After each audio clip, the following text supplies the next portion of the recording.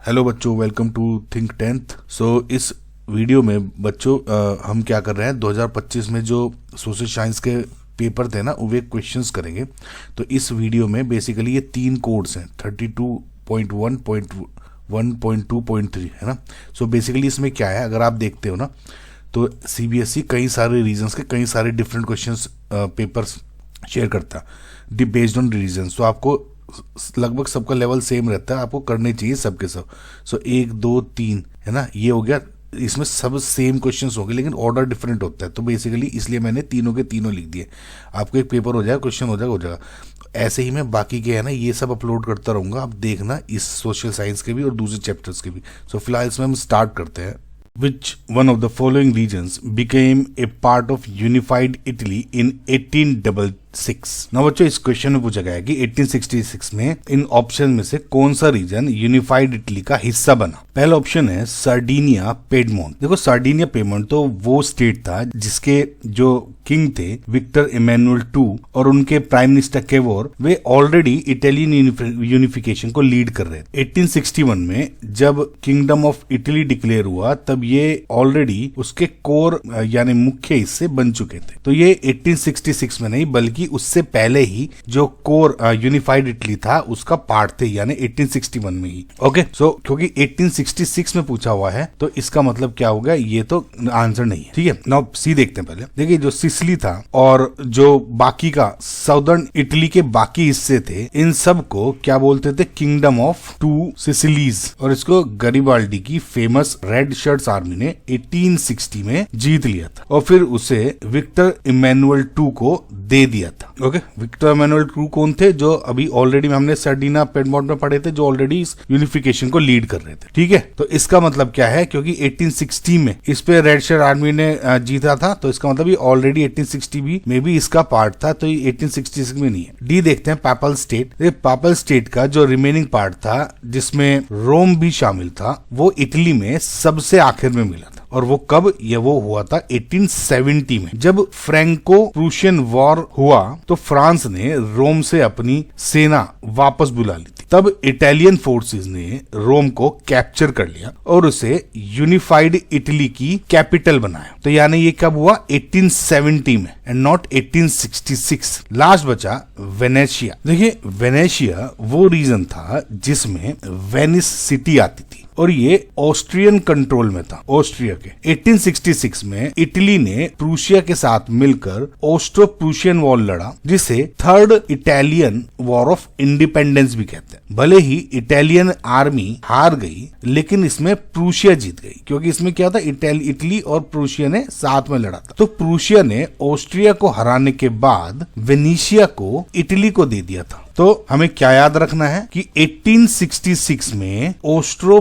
Prussian war के जरिए Venetia Italy को सौंपा गया। तो इसका मतलब जो आपका करेक्ट आंसर है is option number B. Read the following reasons of migration of people from Europe to America till the 19th century and choose the correct option. Okay, पहला ऑप्शन है poverty and hunger. बच्चों, Europe में खासकर Ireland और south Europe के कुछ हिस्सों में एक्सट्रीम पोवर्टी थी जब पोटैटो फेमाइन, ये ध्यान रखना आप, क्या पोटैटो फेमाइन। जब पोटैटो फेमाइन जैसी चीजें हुई, खासकर 1840s के ग्रेट फेमाइन में, तो लोगों के पास अमेरिका जाने के अलावा और कोई रास्ता नहीं बचा था। अमेरिका को लैंड ऑफ अपॉर्चुनिटी माना जाता था, जहां अच्छी जमीन और नौकरी मिल सकती थी। तो इसका मतलब ये पॉइंट 1 आपका करेक्ट है। Next is slaves for sale. देखिए, ये पॉइंट थोड़ा ट्रिकी है। स्लेवरी यानी गुलामी अमेरिका में जरूर प्रेवलेंट थी, प्रचलित थी, लेकिन ये यूरोप से अमेरिका जा रहे लोगों का कारण नहीं था। ठीक है, जो लोग स्लेव्स बनकर अमेरिका लाए जा रहे थे वो अफ्रीका से लाए जा रहे थे, यूरोप से नहीं। यूरोप के लोग तो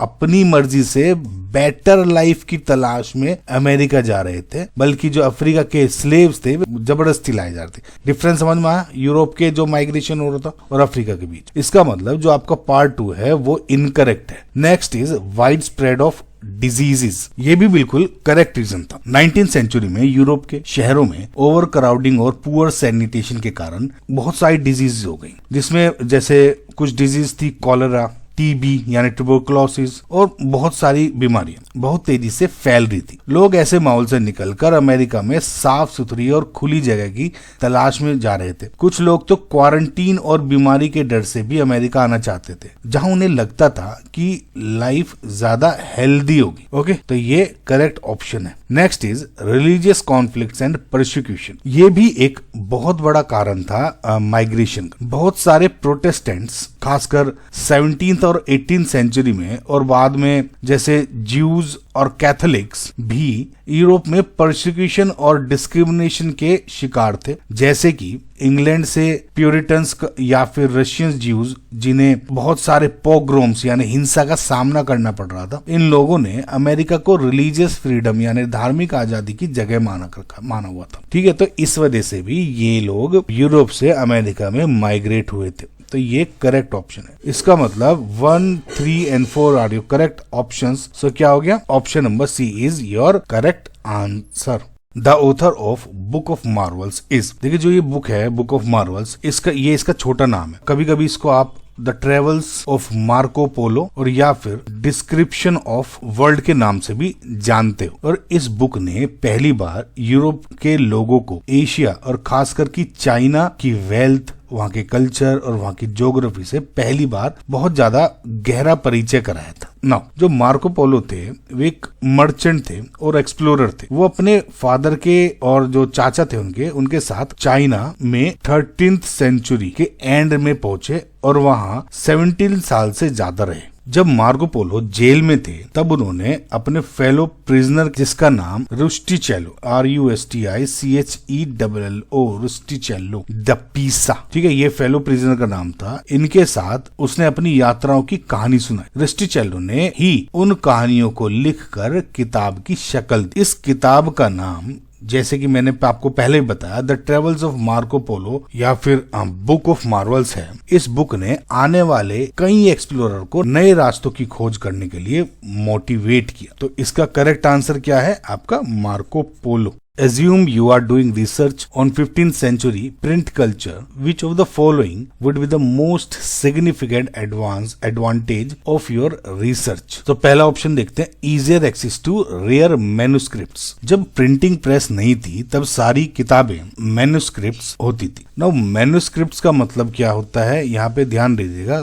manuscripts का मतलब है हैंड रिटन। तो सारी की सारी जो बुक्स थी उस टाइम पे हैंड रिटन होती थी और वो बहुत ही ज्यादा रेयर हुआ करती थी उस टाइम पे, क्योंकि बहुत टाइम लगता था एक किताब को लिखने में ना। क्या हुआ with the birth of printing यानी प्रिंटिंग प्रेस के आने से प्रिंटेड बुक्स की क्वांटिटी बहुत ज्यादा बढ़ गई, लेकिन रेयर मैन्युस्क्रिप्ट्स तक पहुंच आसान नहीं हुई। वो आज भी लाइब्रेरीज और आर्काइव में ढूंढनी पड़ती हैं। मतलब क्या हुआ, जब मैं ये कह रहा हूँ कि ईजर एक्सेस टू रेयर मैन्युस्क्रिप्ट्स, तो एज एन ये गलत आंसर रहता है, क्योंकि रेयर मैन्युस्क्रिप्ट्स को आज भी लाइब्रेरीज और आर्काइव में ढूंढनी पड़ती है। तो ये एक्चुअली में इसका प्रिंटिंग प्रेस के आने से बहुत ज्यादा फायदा नहीं हुआ प्रिंट कल्चर के आने से। Second option is reduced need for libraries. ना ये ऑप्शन तो एकदम गलत ऑप्शन है। प्रिंटिंग प्रेस के आने से जो नॉलेज और इंफॉर्मेशन इतनी ज्यादा बढ़ गई कि उसे ऑर्गेनाइज और प्रिजर्व करने के लिए लाइब्रेरीज की जरूरत तो और बढ़ गई थी। आज भी हम रिसर्च के लिए लाइब्रेरीज पर ही निर्भर हैं।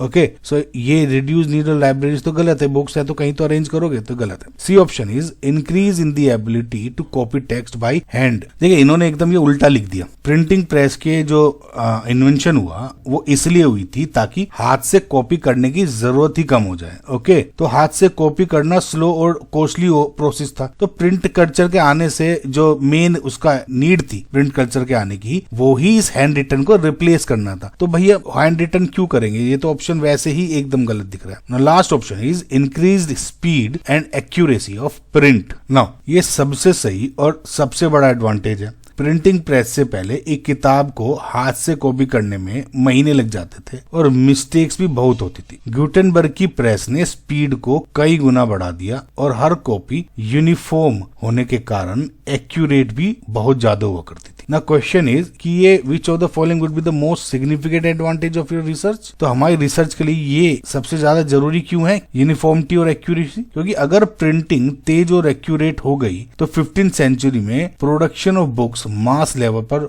हुआ। Okay, so in the end 15th century print culture के रिसर्च में सबसे सिग्निफिकेंट एडवांटेज प्रिंटिंग की accuracy and uniformity and speed, इसमें जो इंक्रीज हुआ, जिसकी वजह से रिसर्च मटेरियल की अवेलेबिलिटी और रिलायबिलिटी भी बढ़ गई। सो फिलहाल इन ऑल जो आपका करेक्ट आंसर है is option number D. Tribal peasants interpreted the message of Mahatma Gandhi and the idea of Swaraj in yet another way. Explain the statement in the context of non-cooperation movement. देखिए, जो ये सवाल है हमें non cooperation movement के दौरान एक बहुत ही जरूरी पहलू से रूबरू करा रहा है कि ट्राइबल पीजेंट्स यानी कि जो आदिवासी किसानों ने महात्मा गांधी के संदेश और स्वराज के विचार को किस तरह अपने तरीके से समझा और अपनाया। गांधी जी के लिए स्वराज का मतलब था ब्रिटिश रूल से आजादी और एक ऐसा सेल्फ रूल जिसमें सब लोग शांति और अहिंसा से जिए। लेकिन जब ये मैसेज जंगलों और पहाड़ों तक पहुंचा तो वहां रहने वाले ट्राइबल लोगों ने इसे अपनी दुख भरी जिंदगी के कॉन्टेक्स्ट में समझा। आदिवासी किसानों की मेन समस्या क्या थी?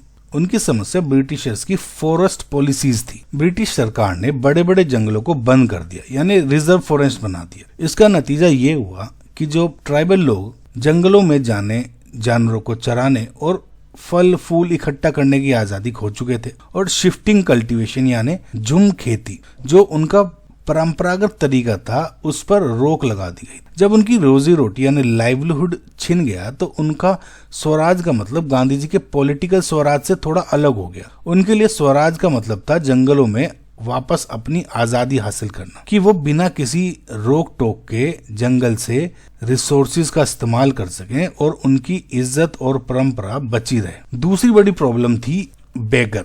जब ब्रिटिशर्स ने जंगल के बड़े बड़े प्रोजेक्ट्स जैसे कि रोड्स बनाना शुरू किया तो उन्होंने आदिवासियों को जबरदस्ती काम पर लगाया और इसके लिए उन्हें कोई वेजेस भी नहीं मिलती थी, यानी कोई मजदूरी भी नहीं मिलती थी। ये उनके लिए सबसे बड़ा ऑपरेशन हो चुका था। जब उन्होंने गांधी जी के नॉन कोऑपरेशन के मैसेज को सुना तो उन्होंने इसे इस तरह से इंटरप्रेट किया कि स्वराज का आना मतलब है बेगर का खत्म हो जाना। उन्होंने ये सोचा कि अगर वो ब्रिटिश ऑफिसर्स के साथ कोऑपरेट करना बंद कर देंगे उन्हें बेगर नहीं करनी पड़ेगी। देखिए, आदिवासी लोग गांधी जी के अहिंसा के फिलॉसफी को पूरी तरह नहीं अपना पाए। उनके दिमाग में स्वराज लेने का मतलब था जुल्म के खिलाफ हिंसा को इस्तेमाल करना।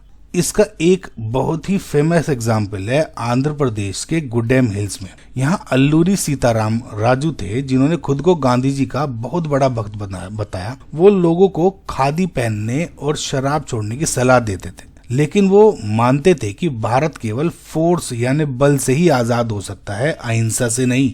तो उन्होंने गोरिल्ला वॉरफेयर का रास्ता चुना। उन्होंने पुलिस स्टेशंस पर हमले किए, ब्रिटिश ऑफिसर्स को मारने की कोशिश की और अपने स्वराज की लड़ाई को वायलेंट तरीके से आगे बढ़ाया। तो बच्चों, नॉन कोऑपरेशन मूवमेंट के दौरान अलग अलग ग्रुप्स के लिए स्वराज का मतलब कितना अलग था। ट्राइबल पीजेंट्स के लिए ये सिर्फ पॉलिटिकल फ्रीडम नहीं थी बल्कि जंगल में आजादी, बेघर से मुक्ति और अपनी परंपराओं को बचाने की लड़ाई थी।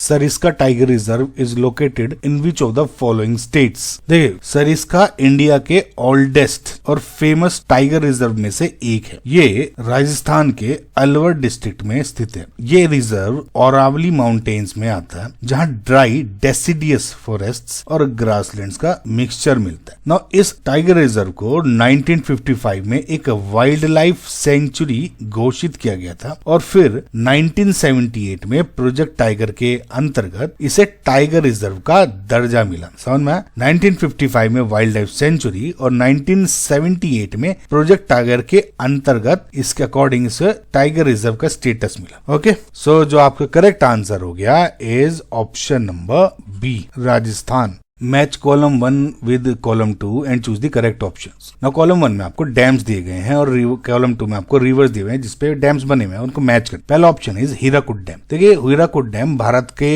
जो भारत का सबसे लंबा जो डैम्स है उनमें से एक है और ये मौजूद है आपका उड़ीसा की महानदी रिवर पर। ठीक है, ये ध्यान रखिए जो आपकी महानदी है वो छत्तीसगढ़ और उड़ीसा की एक मेन नदी में से एक है। ठीक है, ये होगी एक्स्ट्रा इन्फॉर्मेशन, लेकिन किस पे बेस्ड है आपका 4 हीराकुड इज ऑन महानदी। तो एक हो गया 4, तो ये कैंसिल हो गया एंड ये कैंसिल हो। दूसरा is Gandhi Sagar dam. Gandhi Sagar dam Chambal river पर बने 4 बड़े डैम्स में से एक है। ये डैम मध्य प्रदेश में मौजूद है। ओके, तो चंबल रिवर पर है और डैम है कौन सी स्टेट में? एमपी में। और जो चंबल रिवर है ना ये एक ट्रिब्यूटरी है of which river? Yamuna river. तो ध्यान रखना आप। तो फिलहाल बी का हो गया 1। ठीक है, now next is Nagarjuna Sagar dam. ये डैम कृष्णा रिवर पर बना हुआ है और एक बहुत बड़ा डैम। ये डैम तेलंगाना और आंध्र प्रदेश की जो बॉर्डर है उस पे स्थित है। तो कृष्णा रिवर हो गया, यानी सी का हो गया 2, तो ये भी कैंसिल। अभी लास्ट में देखते हैं मेत्तूर। तो मेत्तूर जो डैम है वो तमिलनाडु का सबसे बड़ा डैम है, the largest dam of Tamil Nadu. ये डैम कावेरी रिवर पर बना है और एक कावेरी रिवर क्या है? एक बहुत ही सेक्रेड पवित्र नदियों में से एक है साउथ इंडिया की। जैसे हमारे नॉर्थ में गंगा है, तो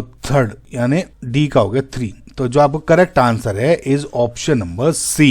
choose the correct option regarding major states involved in the Krishna Godavari issue. देखिए ये जो क्वेश्चन है ये इंटर स्टेट वाटर डिस्प्यूट्स पर बेस्ड है। Okay, inter states water disputes, और ये अगर आप देखोगे तो ये इंडिया में है ना बहुत ही ज्यादा क्रिटिकल पॉइंट है, क्रिटिकल टॉपिक है और काफी कॉम्प्लेक्स हो जाता है because it involves multiple states. किसी भी रिवर डिस्प्यूट को समझने के लिए हमें ये जानना जरूरी है कि वो जो रिवर बेसिन कौन कौन से स्टेट से होकर गुजरता है। अब कृष्णा गोदावरी बेसिन या इश्यू की बात कर रहे हैं रिवर बेसिन की, तो पहले आप समझो इसमें कौन कौन सी रिवर आ रही है। एक तो कृष्णा एंड गोदावरी। अब अगर आप पहले कृष्णा रिवर बेसिन की बात देखें तो ये किसका इन्वॉल्व कर रहा है? It involves Krishna river. और जो कृष्णा रिवर है वो महाराष्ट्र के कहां से? वेस्टर्न घाट से शुरू होती है। और महाराष्ट्र में वेस्टर्न घाट्स में कहां पे? स्पेसिफिकली महाबलेश्वर। ठीक है, अब समझें कृष्णा रिवर बेसिन से महाराष्ट्र से वेस्टर्न घाट से निकला और महाबलेश्वर से स्पेसिफिकली, और उसके बाद में ये महाराष्ट्र से निकलकर कर्नाटक में जाती है और फिर वहां से तेलंगाना और फिर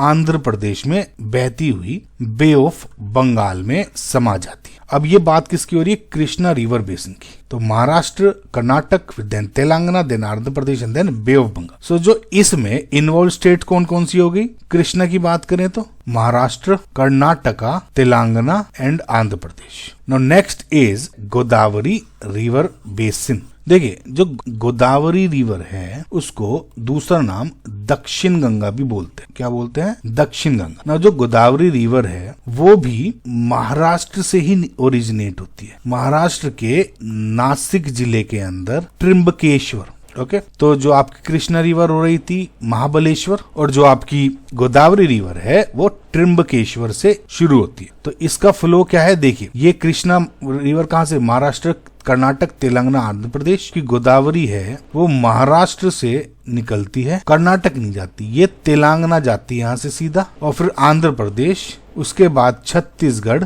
और फिर उड़ीसा। तो अब क्योंकि जो ये डिस्प्यूट है ये इन दोनों रिवर बेसिन के बेस्ड है, कृष्णा और गोदावरी, तो हमें वो स्टेट्स ढूंढनी होंगे जो मेजरली इन्वॉल्व होते हैं। ठीक है, अगर आप ऑप्शंस, सभी ऑप्शंस को देखते हैं तो इसमें कॉमन तो महाराष्ट्र तो है ही, एक क्या हो गया? महाराष्ट्र तो अवेलेबल है ही, और फिर कर्नाटक। अब इसमें कर्नाटक क्या? कृष्णा रिवर क्योंकि मेजर रूप से बहुत ज्यादा एरिया में बहती है तो इसका कर्नाटक भी इन्वॉल्व है। और तीसरा होता है इसमें आंध्र प्रदेश, और अब इसमें तेलंगाना भी जोड़ दें, लेकिन मेजरली जब स्टार्ट होता है उसमें आंध्र प्रदेश। नाउ डेज इसमें तेलंगाना भी है, ये भी मानना है ना, लेकिन ऑप्शंस के अकॉर्डिंग दोनों जो रिवर्स है कृष्णा और जो गोदावरी, इसके जो निचले भाग होते हैं रिवर जब एंड में जब बे ऑफ बंगाल में जारी होते हैं उसमें शामिल है। ओके, तेलंगाना, आंध्र प्रदेश और तेलंगाना, छत्तीसगढ़, उड़ीसा नहीं है इसमें। समझ आ गया? तो महाराष्ट्र, कर्नाटक एंड आंध्र प्रदेश इसमें इन्वॉल्व होते हैं। तो जो आपका करेक्ट आंसर है इज ऑप्शन नंबर बी। वैसे भी आप अगर इसमें देखते हैं इसमें केरला में और तमिलनाडु में इसकी वैसे है ही नहीं, ये तो जब स्टेट ही नदियां ही नहीं बह रही, गुजरात में नदी नहीं बह रही, एमपी में नदी नहीं बह रही है, झारखंड में नहीं बह रही, उड़ीसा में एक बह रही है, तो ये वैसे भी हो जाते हैं। तो मेजर आपको ऐसे भी समझ में आता है ना।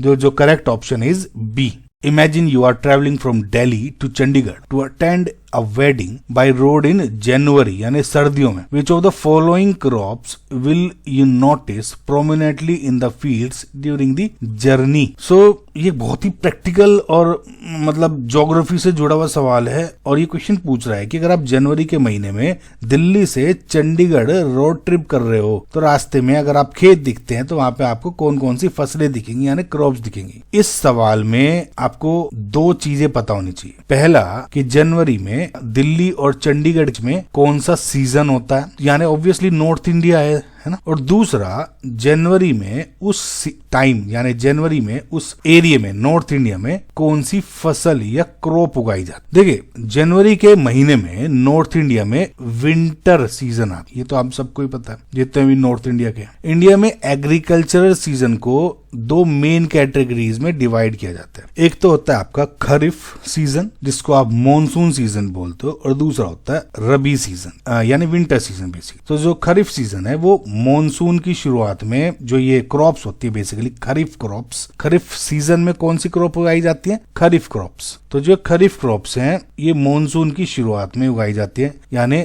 लगभग जून से जुलाई के बीच में, और उसके बाद में अक्टूबर से नवंबर में हार्वेस्ट की जाती है यानी काट ली जाती है। जो रबी है वो विंटर की शुरुआत में उगाई जाती है, यानी लगभग सोचो अक्टूबर से नवंबर में, और उसके बाद में जो स्प्रिंग सीजन होता है यानी बसंत, मार्च से अप्रैल, इसके बीच में काट ली जाती है। ठीक है, तो यानी ये जो आपकी विंटर सीजन है, अक्टूबर नवंबर में कोई आपकी फसल उगी और वो अगर मार्च अप्रैल में काटी जा रही है, जनवरी कहाँ आ रहा है बीच में यहाँ, तो वो फसलें ग्रोथ हो रही होगी उस टाइप की, यानी जनवरी के महीने में रबी क्रॉप्स की ग्रोथ पीरियड हो रहा होता है, यानी उस टाइम पे वो ग्री हो रही है। तो ये बात है पहले तो कि जो रबी क्रॉप्स हैं वो दिखेगी। आप अब इन ऑप्शन को देख लेते हैं कौन सी रबी और इसमें कौन सी खरीफ। पहला ऑप्शन है पैडी, यानी जिसको आप धान या चावल की खेती बोलते हो। तो पैडी क्या है, एक खरीफ क्रॉप है, क्योंकि इसको बहुत ज्यादा पानी और बहुत ज्यादा हाई टेम्परेचर की जरूरत होती है। तो ये क्या होता है, अक्टूबर नवंबर तक तो काट ली जाती है। जनवरी में आपको ये खेत में बिल्कुल भी नहीं दिखती है ना, जैसे खरीफ है तो आपका सीजन बता दिया, जून से नवंबर अक्टूबर तक होगी। दूसरा है मेज। मेज भी मेन तौर पे एक खरीफ क्रॉप ही होती है, और इसकी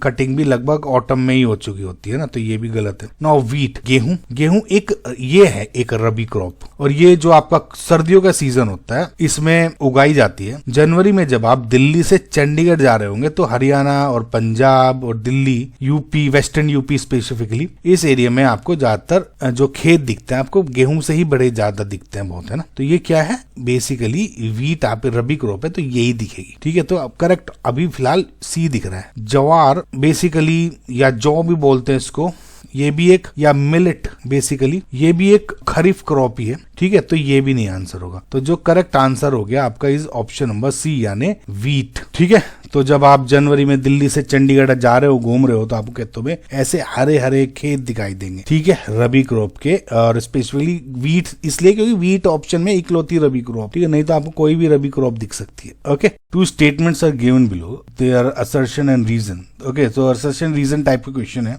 आपको स्टेटमेंट पढ़ने हैं, स्टेटमेंट करेक्ट है सही है ये देखना है, और रीजन करेक्ट रीजन है ऑफ असेसमेंट असर्शन पहला स्टेटमेंट का, तो वो बताना है ना। तो असर्शन है मिनरल्स आर एन इंडिस्पेंसिबल, यानी बहुत ही ज्यादा जरूरी पार्ट ऑफ आवर लाइव्स।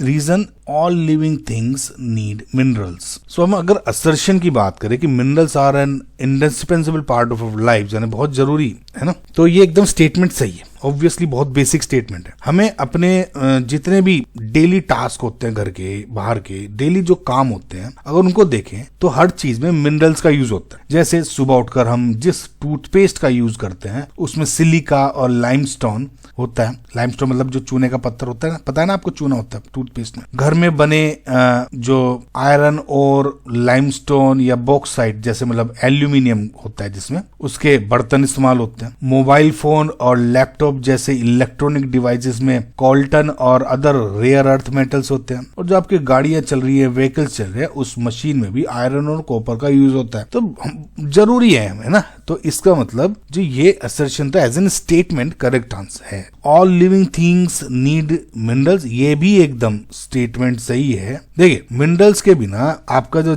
हमारा जो ह्यूमंस का जीवन है या किसी भी लिविंग थिंग्स का जीवन है वो बिल्कुल भी पॉसिबल नहीं है। अगर हम ह्यूमंस और एनिमल्स को जैसे कैल्शियम है, आयरन, आयोडीन और पोटेशियम जैसे मिनरल्स की जरूरत होती है जो हमें खाने में मिलता है, वहीं पे प्लांट्स हैं उनको भी नाइट्रोजन, फॉस्फोरस और पोटेशियम जैसे मिनरल्स मिट्टी से चाहिए होते हैं अपनी ग्रोथ के लिए। ठीक है, तो ये स्टेटमेंट भी सही है। नाउ ये देखना कि रीजन असर्शन का करेक्ट रीजन है कि क्यों हमारे लिए जरूरी है, बिल्कुल इसके बिना हम जी नहीं सकते। देखिए जो इसमें रीजन है एज एन स्टेटमेंट अगर आप बात करो, वो मिनरल्स की फंडामेंटल बायोलॉजिकल नेसेसिटी बता रहा है कि मिनरल्स लिविंग नीड्स थिंग्स हैं, उनको क्यों चाहिए होता है, जरूरत है। और जो असर्शन है वो मिनरल्स की ह्यूमन लाइफ में इंपॉर्टेंस जैसे इंडस्ट्रियल, टेक्नोलॉजिकल और बायोलॉजिकल सभी यूज शामिल उसमें शामिल। तो हमारे जीवन में मिनरल्स की जो इंपॉर्टेंस है या जो कि असर्शन ए में दिया हुआ है, वो सिर्फ इसलिए नहीं है कि हम बायोलॉजिकली उन पर निर्भर हैं, बल्कि इसलिए भी है कि जो मॉडर्न सिविलाइजेशन का पूरा स्ट्रक्चर है वो मिनरल्स पर टिका हुआ है। अब जैसे सीमेंट हो गया, स्टील हो गया, इलेक्ट्रॉनिक्स हो गया, अब इसमें क्या है, all living things need minerals बोला हुआ है। मतलब अब वो हम जीने के लिए हमें जरूरत है। लेकिन जो पहला स्टेटमेंट एक तरह से हो गया कि जैसे टूथपेस्ट है, नहीं करो टूथपेस्ट, तो नहीं हुआ इसमें यूज। लेकिन ये तो जीवन के लिए है ना, टूथपेस्ट नहीं है। लेकिन आजकल तो मॉडर्न जमाने में टूथपेस्ट नेसेसरी हो गया, लेकिन पहले नहीं यूज करते। तो समझ में आया,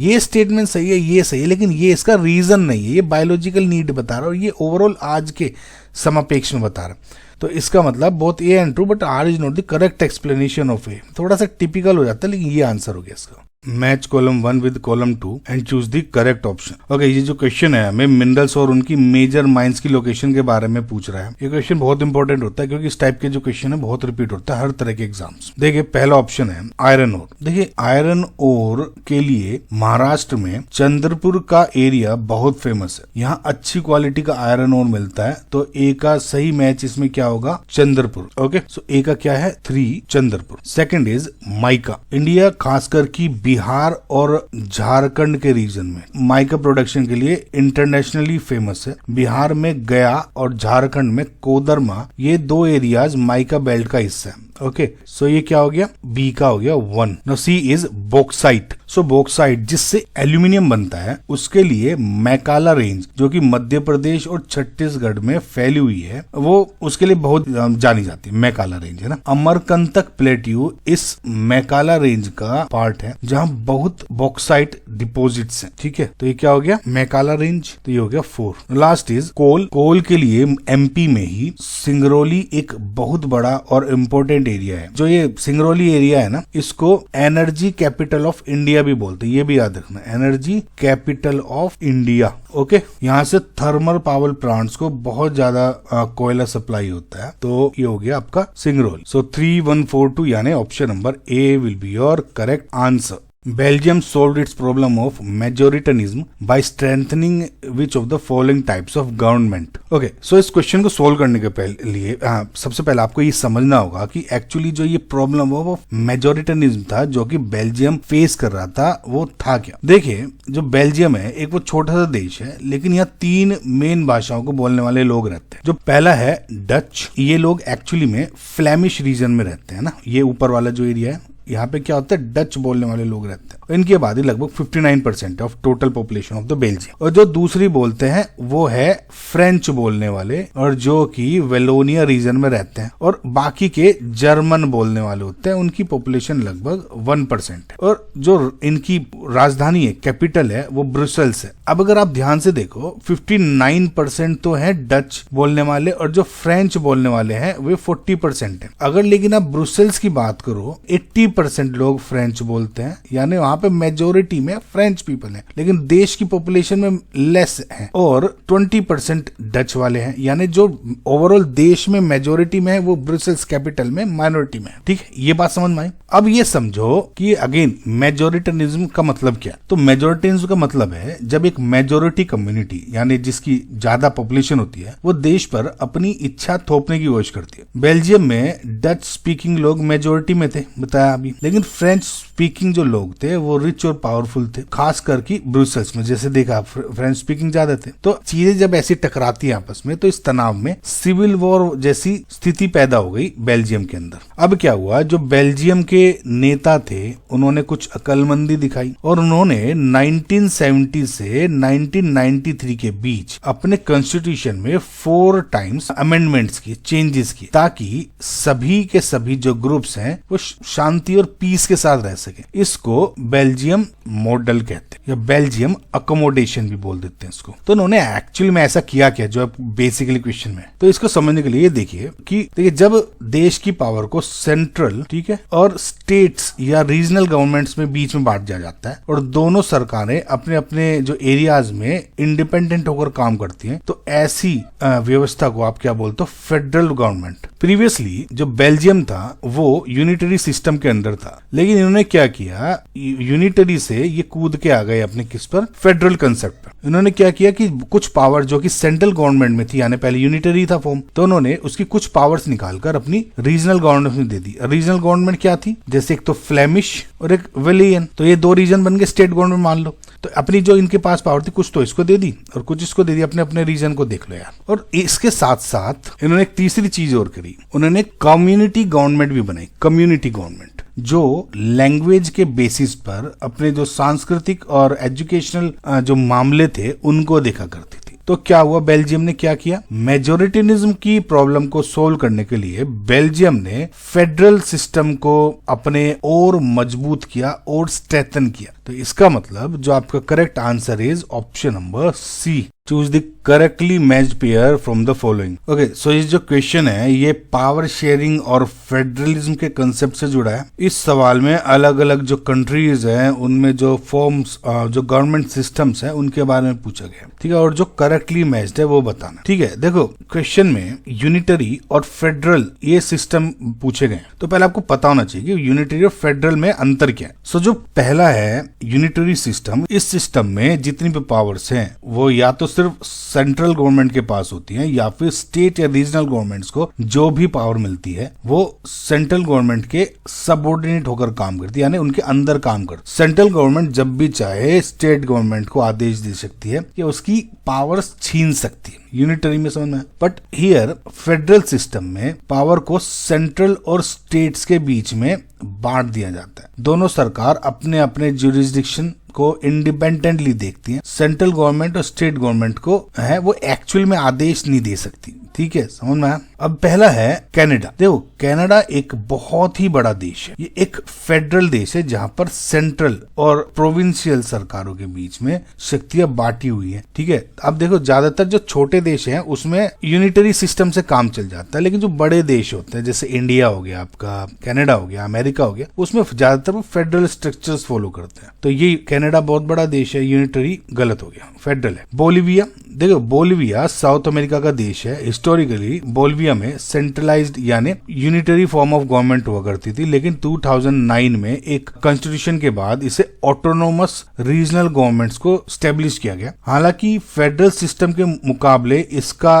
डिवोल्व्ड बेसिकली यूनिटरी सिस्टम है, जहां पे ठीक है आप ये सोचो कि एक्चुअल में फेडरल नहीं है, लेकिन यार रादर वो क्या बोलते हैं उसको, डिवोल्व्ड यूनिटरी सिस्टम, जहां पे पावर बांटी गई है लेकिन फेडरलिज्म जितना क्लियर डिस्टिंक्शन नहीं है पावर में। ठीक है, तो लगभग ये थोड़ा सा कंफ्यूजिंग कंसेप्ट है कि ऑप्शन है कि सही भी हो सकता है गलत भी होता है, लेकिन इसको भी थोड़ा पिन करके रखते हैं। Next is Australia, unitary system. Australia India की तरह ही एक कॉमनवेल्थ देश है और यहाँ पर भी फेडरल सिस्टम है। यहाँ सेंट्रल गवर्नमेंट और स्टेट गवर्नमेंट दोनों है और अपने अपने अधिकार क्षेत्र में इंडिपेंडेंट है, तो ये ऑप्शन भी गलत हो गया। स्पेन, देखो स्पेन में क्या है कि हिस्टोरिकली स्पेन में यूनिटरी सिस्टम था, लेकिन उन्होंने अपने बहुत सारे एरियाज में जैसे कैटेलोनिया और बास्क उनको ऑटोनॉमी दे दी है। तो ये जो व्यवस्था है काफी हद तक फेडरल सिस्टम जैसी है, जहाँ जो पावर्स हैं उनको अलग अलग लेवल्स पे बांट दिया गया है और जो रीजनल गवर्नमेंट है काफी लेवल तक इंडिपेंडेंट है। तो आप ये कह सकते हैं कि ये अनलाइक बोलिविया ये बहुत ज्यादा फेडरल सिस्टम की तरफ झुका हुआ है। तो ये मुझे करेक्ट ऑप्शन दिख रहा है। तो इसको आप गलत मान सकते हैं, इसका सही ऑप्शन ये ज्यादा हो जाएगा। ठीक है, तो जो इसका करेक्ट आंसर हो जाएगा वो स्पेन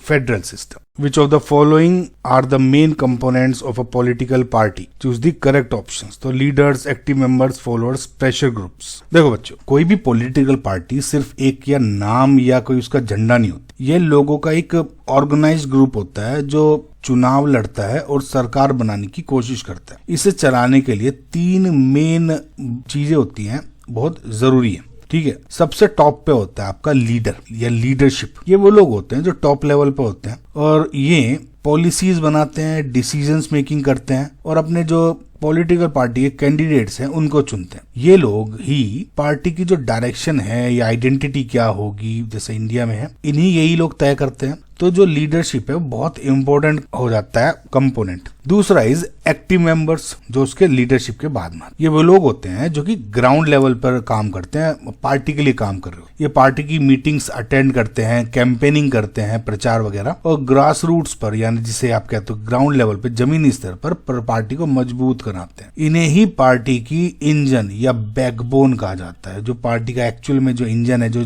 पार्टीज को जो चला रहा है, या इंजन है जो बेसिकली, या बैकबोन है, वो इन्हीं को कहा जाता है। तो एक्टिव मेंबर्स भी एक बहुत ज्यादा जरूरी कंपोनेंट हो जाता है। ओके, लास्ट नीचे जो सबसे हो जाता है वो हो जाता है फॉलोअर्स। ये लोग होते हैं जो कि एक्चुअल में पार्टी को वोट देते हैं। पार्टी को तो वोट ऊपर वाले भी देंगे, लेकिन ये फॉलोअर्स है ना, जो एक्टिव मेंबर्स नहीं है, पार्टी का पार्ट नहीं। ये लोग पार्टी की आइडियोलॉजी में बिलीव करते हैं ज्यादातर, लेकिन ये एक्टिव मेंबर्स नहीं होते। यानी ये लोग है ना, रोजाना पार्टी के काम में शामिल नहीं होते, ये सिर्फ सपोर्ट करते हैं और वोट देते हैं। और इनको इन्हीं फॉलोअर्स के सपोर्ट पे एक्चुअली में पार्टी जो होती है, कोई पॉलिटिकल पार्टी, वो चुनाव जीतती है, इलेक्शन जीतती है। तो फॉलोअर्स भी आपका एक्टिव मेंबर हो जाता है। लास्ट, प्रेशर ग्रुप्स, जैसे फार्मर एसोसिएशन हो जाती है, ट्रेड यूनियन, स्टूडेंट ऑर्गेनाइजेशन, ये अलग अलग इंटरेस्ट्स को बढ़ावा देते हैं अपने। जैसे फार्मर्स एसोसिएशन है, फार्मर्स के हितों को, ट्रेड यूनियंस आपकी जो फैक्ट्रीज में वगैरह रिलेटेड, अगेन सिमिलरली स्टूडेंट्स के जो अधिकार है उनके लिए स्टूडेंट ऑर्गेनाइजेशंस, लेकिन इनके डिफरेंट डिस्टिंक्ट इंटरेस्ट होते हैं। ये पॉलिटिकल पार्टीज को इन्फ्लुएंस करते हैं, लेकिन ये पॉलिटिकल पार्टी का कंपोनेंट नहीं होते। ये सिर्फ और सिर्फ पॉलिटिकल पार्टीज की पॉलिसीज को इन्फ्लुएंस करते हैं। ये लोग ना तो पार्टी के बाहर से काम करते हैं और ना ही पार्टी के अंदर से। ये पार्टी से रिलेटेड कुछ नहीं होते और इसीलिए ये लोग मेन कंपोनेंट नहीं है। सो 1, 2, 3 यानी जो आपका ऑप्शन नंबर ए है is your correct answer. Study the following table related to World Human Development Index and answer the questions given below. Okay, एक ही क्वेश्चन दिया हुआ है। Amongst the given countries, which one of the following countries has the highest rank in Human Development Index? तो बच्चों ये question तो बहुत ही भोपूसा पूछ लिया, लेकिन इसमें कंसेप्ट समझ लीजिए। समझना हमें ये जरूरी है कि ये HDI है क्या। देखिए, HDI यानी ह्यूमन डेवलपमेंट इंडेक्स किसी भी देश की सिर्फ इकोनॉमिक ग्रोथ का यानी आर्थिक विकास को नहीं देखता। ये 3 मेन चीजों को देखकर ह्यूमन डेवलपमेंट को मेजर करता है। जैसे एजुकेशन हो गया, हेल्थ हो गया और स्टैंडर्ड ऑफ लिविंग। एजुकेशन में क्या हो गया, यानी कि किसी देश में लोगों को कितने साल तक अपनी स्कूल की शिक्षा मिलती है। हेल्थ में आ जाता है कि देश की लाइफ एक्सपेक्टेंसी।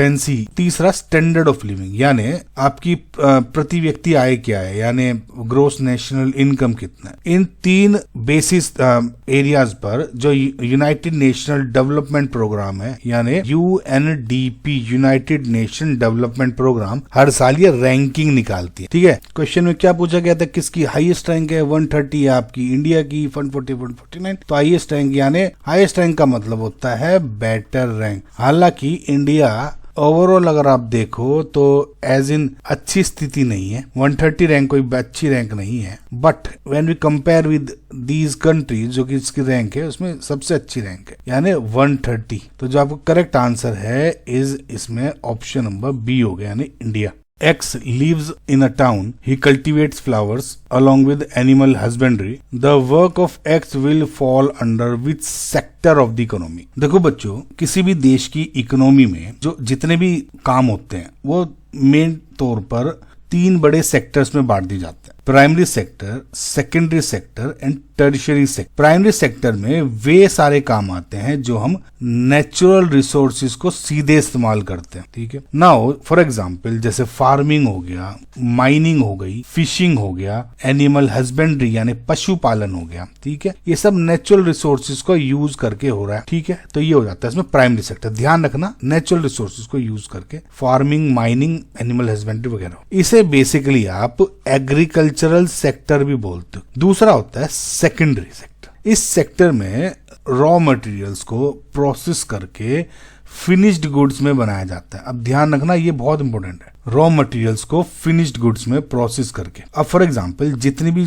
मैन्युफैक्चरिंग होती है, जितनी भी मैन्युफैक्चरिंग होगी, फैक्ट्री वर्क हो गया, इंडस्ट्रियल प्रोडक्शन हो गया। अब देखो स्मॉल स्केल इंडस्ट्रीज भी इसी सेक्टर में आ जाएंगी, ठीक है, स्मॉल स्केल इंडस्ट्रीज। और इसको इंडस्ट्रियल सेक्टर भी कहा जाता है। जैसे उसको एग्रीकल्चर, उसको इंडस्ट्रियल सेक्टर। तीसरा है टर्शियरी सेक्टर। इस सेक्टर में सर्विसेज दी जाती हैं। समझ में आया? कोई मैन्युफैक्चरिंग, कोई सामान वगैरह नहीं बनाया जा रहा, सर्विस सेक्टर है। जैसे आप कह दो बैंकिंग होगी सर्विसेज, ट्रांसपोर्ट सर्विसेज हो गई, एजुकेशन, इंश्योरेंस, कम्युनिकेशन, इनफैक्ट जो आपके फूड डिलीवरी वगैरह ये भी सर्विसेज सेक्टर ही है। हॉस्पिटल्स वगैरह है ना, ये सब सर्विस सेक्टर में आ जाते हैं। नाउ अगेन जो एक्स है क्वेश्चन में वो फ्लावर्स उगा रहा है, इस इमेज में देखिए, और एनिमल हस्बेंड्री वगैरह यानी पशुपालन कर रहा है। तो इसका मतलब क्या हो गया, ये किस पार्ट में आ गया? सीधे सीधे ये प्राइमरी रिसोर्सेज को यूज कर रहा है, तो यानी ये हो गया प्राइमरी सेक्टर। तो इसका मतलब जो ऑप्शन नंबर ए है इज योर करेक्ट आंसर।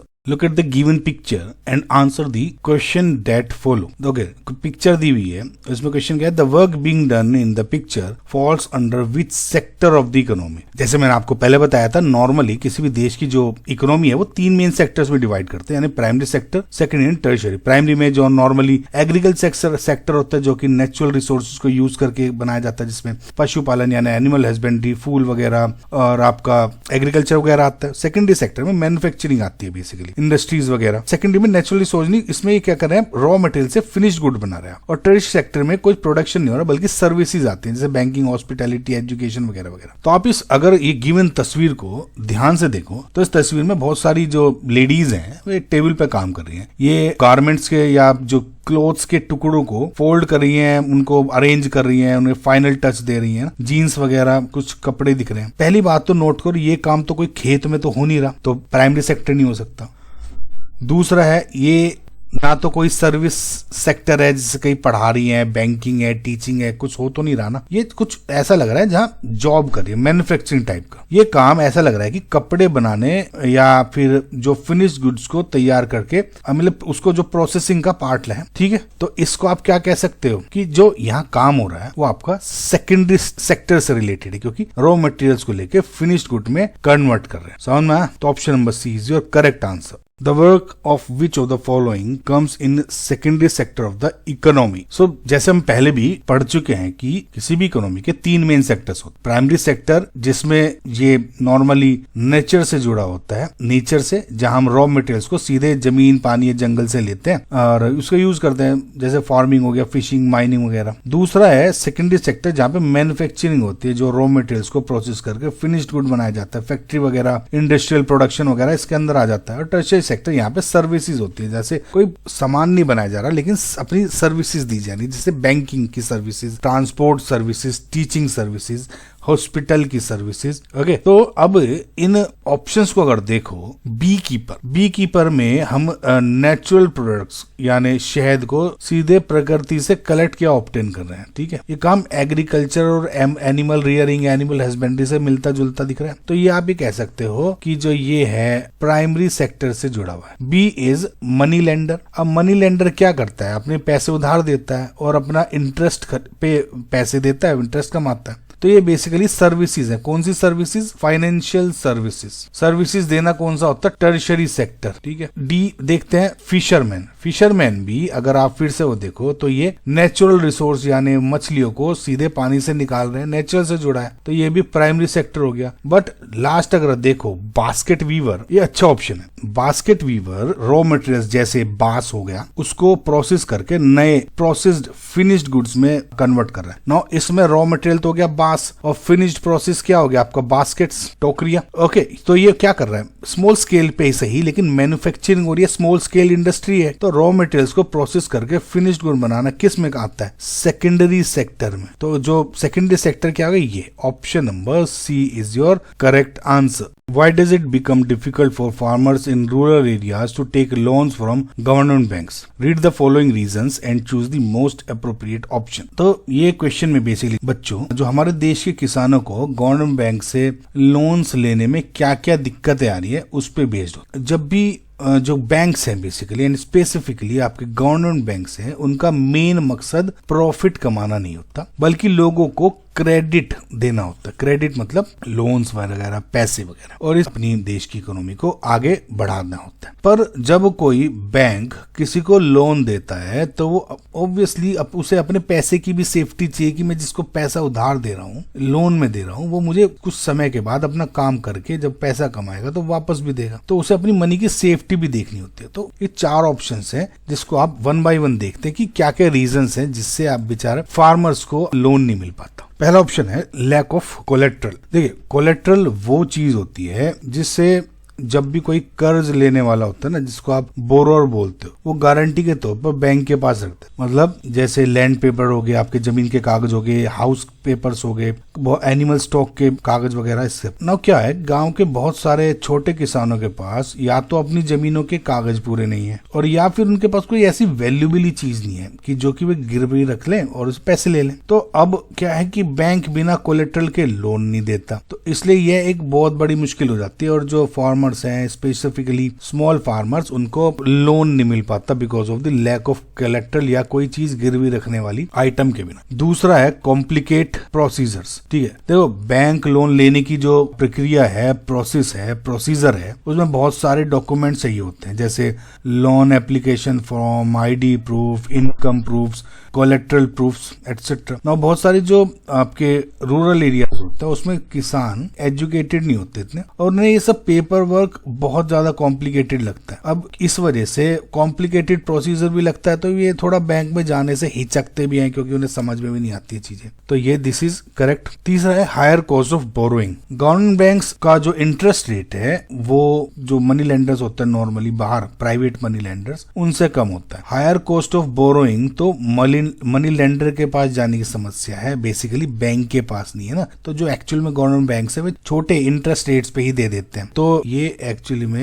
ये गलत है। ठीक है, ये बैंक छोटे पे देते हैं, प्राइवेट मनी लेंडर्स बेसिकली ज्यादा उस पे देते हैं। अब है लैक ऑफ अवेयरनेस यानी जागरूकता की कमी। देखो बहुत सारे जो रूरल लोग हैं उनको पता नहीं होता कि बैंक उन्हें कम इंटरेस्ट पे लोन दे रहे हैं। उन्हें बहुत सारे गवर्नमेंट स्कीम्स की, बैंक स्कीम्स की जानकारी नहीं होती और जब क्योंकि जानकारी नहीं होती वे सोचते हैं कि भाई बैंक भी उतने रेट पे देगा, कागज ज्यादा होंगे तो मनी लेंडर के पास ही चले जाओ। तो इस अवेयरनेस की कमी भी एक बहुत बड़ा कारण है कि बैंक तक जा ही नहीं पाते। ठीक है, तो ये भी सही है, यानी 1, 2 and 4 करेक्ट आंसर्स है, यानी option number C is your correct answer. Which of the following groups in urban India depend on informal sources to meet their credit needs? तो इस क्वेश्चन को समझने के लिए आपको पहले ये समझना होगा कि जो आप क्रेडिट लेते हो या फिर लोन, उनके मेन सोर्सेज कौन कौन से होते हैं। देखिए 2 मेन सोर्सेज होते हैं, एक होता है फॉर्मल सोर्स, ओके, फिर दूसरा इनफॉर्मल सोर्सेज। फॉर्मल सोर्सेज यानी फॉर्मल क्रेडिट सोर्सेज, ये वे सोर्स है जो कि लीगली रजिस्टर्ड होते हैं विद द गवर्नमेंट, जो कि गवर्नमेंट के रूल्स एंड रेगुलेशंस को फॉलो करते हैं। ठीक है, यहाँ पर इंटरेस्ट रेट्स जो होते हैं वे भी कम होते हैं, वेरी लेस, और इन पर RBI reserve bank of India भी बहुत ही ज्यादा निगरानी रखता है। तो इंटरेस्ट रेट कम है, गवर्नमेंट के रूल्स रेगुलेशंस को फॉलो करते हैं। यानी अगर आप एग्जांपल्स देखते हो जैसे आपके बैंक्स हो गए, ओके, कोऑपरेटिव सोसाइटीज हो जाती हैं, तो ये सब के सब इसके अंदर आती हैं फॉर्मल क्रेडिट के। लेकिन जब आप इनफॉर्मल सोर्सेज यानी इनफॉर्मल क्रेडिट देख रहे हो, तो वे सोर्सेज हैं जो कि गवर्नमेंट के नियमों को पालन नहीं करते मोस्ट ऑफ द केसेस में, ना, गवर्नमेंट के अंदर नहीं आते। अब जैसे मनी लेंडर्स हो गए, साहूकार, आप ट्रेडर हैं, कोई व्यापारी वगैरह हो गए, उससे पैसे ले रहे हैं, किसी कंपनी के एम्प्लॉयर्स हैं, उनसे आप उधार ले लो, या फिर मोस्ट कॉमन दोस्तों से या रिलेटिव से आप पैसे ले रहे हो, तो ये इनफॉर्मल क्रेडिट सोर्स है। आपको पैसा चाहिए, लोन चाहिए, आपने अपने किसी दोस्त से उधार ले रहे, तो ये गवर्नमेंट की उसके स्कीम के अंदर नहीं है। अब इसमें जनरली हाई इंटरेस्ट रेट्स होते हैं ना। अब हमें इस क्वेश्चन में ये देखना है कि जो अर्बन एरियाज है यानी शहर हैं, उनमें वे कौन कौन से ग्रुप्स हैं जो कि इनफॉर्मल सोर्सेज पर डिपेंड करते हैं। देखिए, जो बैंक्स हैं यानी आपके फॉर्मल सोर्सेज, उनसे लोन लेने के लिए दो चीजें बहुत जरूरी होती है। एक तो कोलेट्रल। कोलेट्रल्स क्या हो गए? कोई गिरवी चीज रखते हैं हम, जैसे बैंक के साथ अपने जमीन के कागज, घर के कागज, किसी चीज ऐसी जो गिरवी रख देते हैं बैंक को कि आप ये रख लो, फिलहाल हमें पैसे दे दो, अब जब हम हमारा काम हो जाए ले लेंगे, हम आपसे छुड़वा लेंगे, है ना। और डॉक्यूमेंट्स, मतलब आपकी आईडी वगैरह, है ना, तरह तरह के कागजात जो जरूरी होते हैं। तो ये बैंक से जब आप लोन लेते हैं तो इन सब की चीज की जरूरत होती है। अगर आपने कभी लोन भी लिया हो, आपने देखा होगा सिबिल स्कोर वगैरह चेक करते हैं बैंक्स, आपका क्रेडिट स्कोर चेक करते हैं, ये देखते हैं कि आपका income proof, proper income proof है या नहीं। तो कॉम्प्लिकेटेड हो जाता है थोड़ा सा। नाउ जो अच्छे अमीर घर होते हैं, वेल ऑफ हाउस होल्ड होते हैं, उनके पास कोलेट्रल होता है और फॉर्मल प्रोसीजर को आसानी से पूरा कर सकते हैं, तो वे लोग ज्यादातर बैंक्स पे डिपेंड रहते हैं, लोन्स लेते हैं। लेकिन जो आपके पुअर हाउस होल्ड्स होते हैं ना, गरीब घर, और जो कुछ घर होते हैं जिनके पास कुछ गिरवी रखने के लिए नहीं होता वगैरह वगैरह, वे क्या करते हैं? पहली बात तो बैंक से लेंगे तो कोलेट्रल नहीं होता उनके पास। अब उन्हें इमीडिएट कैश की जरूरत होती है बहुत बार। अब कॉम्प्लिकेटेड पेपर वर्क से बचना चाहते हैं तो वे क्या करते हैं? बैंक से इजीली लोन नहीं मिलेगा तो वे क्या करते हैं? हायर इंटरेस्ट रेट पे मनी लेंडर के पास चले जाते हैं। तो ये चीज है। तो अब इन सब ऑप्शंस को देखोगे, देखो फिलहाल पुअर हाउस होल्ड भी सही दिख रहा है, house hold with few assets भी सही, जिनके पास गिरवी रखने के लिए चीज नहीं है, कुछ है ही नहीं। अब both house hold, poor house hold and house hold, ये मोर करेक्ट आंसर है, दोनों हो गया, तो सी दिख रहा है। Both well off household and household with few assets, no, well off household तो बैंक से लेना पसंद करते हैं। तो जो आपका करेक्ट आंसर है is option number C. Two statements 1 and 2 are given below. Read both the statements carefully and choose the correct option. So statement 1 है, rapid improvement in technology has been one major factor to stimulate the globalization process. Statement 2 है, this has made much faster delivery of goods across long distances possible at lower cost. So अब statement 1 की बात करो, जो कहता है कि technology में रैपिड इंप्रूवमेंट यानी तेज सुधार से ग्लोबलाइजेशन की जो प्रोसेस है वो बहुत ज्यादा तेज हो गई है। देखो बच्चों, ये जो स्टेटमेंट है ऑब्वियसली 100% करेक्ट है। ग्लोबलाइजेशन का मतलब है दुनिया भर में जो देश हैं वो आपस में जुड़ना उनका। ये जो जुड़ाव है वो आज जो कनेक्टेड दुनिया है वो टेक्नोलॉजी के बिना बिल्कुल भी पॉसिबल नहीं थी। चाहे वो इंटरनेट हो या टेलीकम्युनिकेशन हो, ट्रांसपोर्टेशन टेक्नोलॉजी हो, इन सब ने ही देशों के बीच की डिस्टेंस बहुत ज्यादा खत्म कर दिया। अब जैसे फास्टर कम्युनिकेशन हो गया या फास्टर ट्रांसपोर्ट ने ग्लोबल ट्रेड और जो मूवमेंट ऑफ पीपल उनको स्टिमुलेट किया, यानी स्टिमुलेट मतलब आप कहो तो कि पुश किया उसको। तो स्टेटमेंट 1 इज करेक्ट, सही। नाउ स्टेटमेंट 2 पर अगर आप देखो, जो कहता है कि टेक्नोलॉजी के इम्प्रूवमेंट के कारण जो लंबी डिस्टेंसेस भी थी, जो सामानों की डिलीवरी थी, वो आज लोअर कॉस्ट में हो गई और तेज भी हो। अगेन ये भी एकदम बिल्कुल सही है स्टेटमेंट। आप ये सोचो कि इम्प्रूव्ड टेक्नोलॉजी इन शिपिंग, जैसे बड़े बड़े कंटेनर शिप्स ने माल ढोने की जो लागत है यानी कॉस्ट ऑफ ट्रांसपोर्टेशन है उसको बहुत कम कर दिया। इसी तरह अगर आप एयर ट्रांसपोर्टेशन भी देखें, उसमें भी बहुत ज्यादा फास्ट सुधार हुआ है और बहुत फास्ट भी हुआ है एज इन ट्रेवलिंग। चीप और फास्ट डिलीवरी होने से ही जो एमएनसीज है यानी मल्टीनेशनल कंपनी, यानी जो कई एक कंपनी जैसे कई देशों में कार्यरत होती है, इन एमएनसीज के लिए पूरी दुनिया में बिजनेस प्रॉफिटेबल भी हो गया। आजकल बहुत जल्दी काम हो जाता है, आप देखोगे तो स्काइप और ग्लोबल जूम मीटिंग्स हो जाती है। तो जो दोनों स्टेटमेंट्स हैं आपके सही हैं और स्टेटमेंट 2 स्टेटमेंट 1 को एक्सप्लेन भी करें। Explain the role of anti colonial movement in the rise of modern nationalism in India. सबसे पहले समझना होगा कि मॉडर्न नेशनलिज्म होता क्या है। देखो बच्चों, नेशनलिज्म का मतलब है अपने नेशन के प्रति लॉयल्टी, प्यार, लव और सेंस ऑफ बिलोंगिंग यानी वफादारी, लॉयल्टी। जो पुराना नेशनलिज्म था वो किसी राजा या धर्म के आधार पर होता था। मॉडर्न नेशनलिज्म एक, ये सोचो कि शेयर्ड आइडेंटिटी पर आधारित है, जहां लोग यह महसूस करते हैं कि वो एक ही देश के नागरिक हैं, उनके जो हित हैं, इनके इंटरेस्ट हैं, वो सब एक हैं और उन्हें एक साथ मिलकर रहना है। तो ये मॉडर्न नेशनलिज्म है। भारत में जो ये मॉडर्न नेशनलिज्म आई वो ब्रिटिशर्स के खिलाफ लड़ाई में पैदा हुई, यानी एंटी कॉलोनियल मूवमेंट था, उसमें ये इजाद हुई, ये फीलिंग बेसिकली मॉडर्न नेशनलिज्म की। ओके, सो जो ये एंटी कॉलोनियल मूवमेंट था, इसने मॉडर्न नेशनलिज्म को जन्म देने के लिए 5 मेन रोल निभाए। पहला है,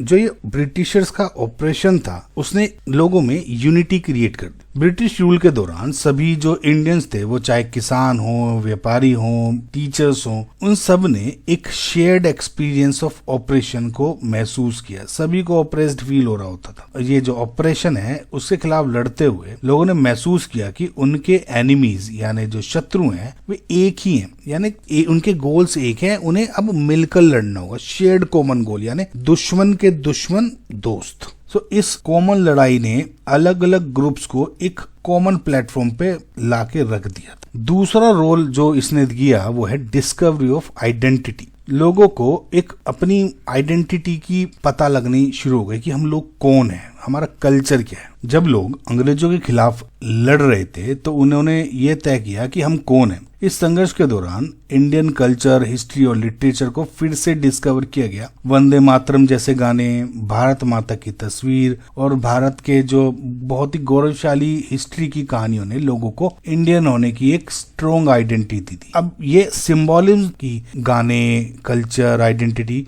इससे क्या नेशनलिज्म लोगों में बहुत ही ज्यादा डीप तरीके से बैठता चला गया। ठीक है, तो ये इसका एक मेजर रोल था। तीसरा था, जो लीडर्स थे उन्होंने एक देश को एक डायरेक्शन दी मॉडर्न नेशनलिज्म की तरफ। अब जैसे लीडर्स जैसे महात्मा गांधी, जवाहरलाल नेहरू, सरदार पटेल, इन जैसे लीडर्स ने नेशनल मूवमेंट को एक स्ट्रक्चर और डायरेक्शन दी। उन्होंने फार्मर्स को, जो मजदूर थे, जो मिडिल क्लास के लोग थे, उनको एक प्लेटफॉर्म पे लाकर कांग्रेस पार्टी के अपने बैनर के नीचे मास मूवमेंट शुरू की। इन आंदोलनों ने अपने जो पूर्ण स्वराज का सपना था वो लोगों तक पहुंचाया। Okay, fourth is democratic vision. जो नेशनल मूवमेंट है वो सिर्फ फ्रीडम के लिए नहीं था, वो फ्यूचर इंडिया कैसा होगा इसकी भी कल्पना कर रहा था। लीडर्स ने इक्वलिटी, जस्टिस और सेल्फ गवर्नेंस जैसे डेमोक्रेटिक वैल्यूज को बढ़ावा दिया। यही डेमोक्रेटिक विजन मॉडर्न नेशनलिज्म का एंड में आके फाउंडेशन भी बना। Okay, now fifth is erasing boundaries. Anti colonial movement ने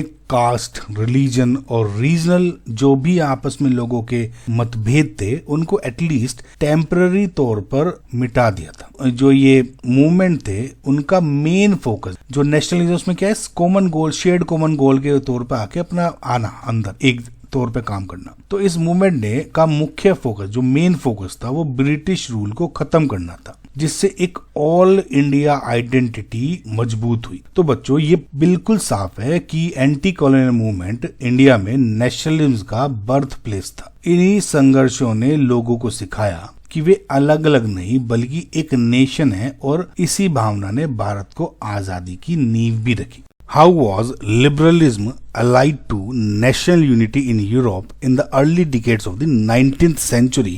Analyze. देखो बच्चों, 19th सेंचुरी में यूरोप में लिबरलिज्म सिर्फ पॉलिटिकल या इकोनॉमिक रिफॉर्म तक सीमित नहीं था, बल्कि ये नेशनलिज्म की फाउंडेशन भी बना।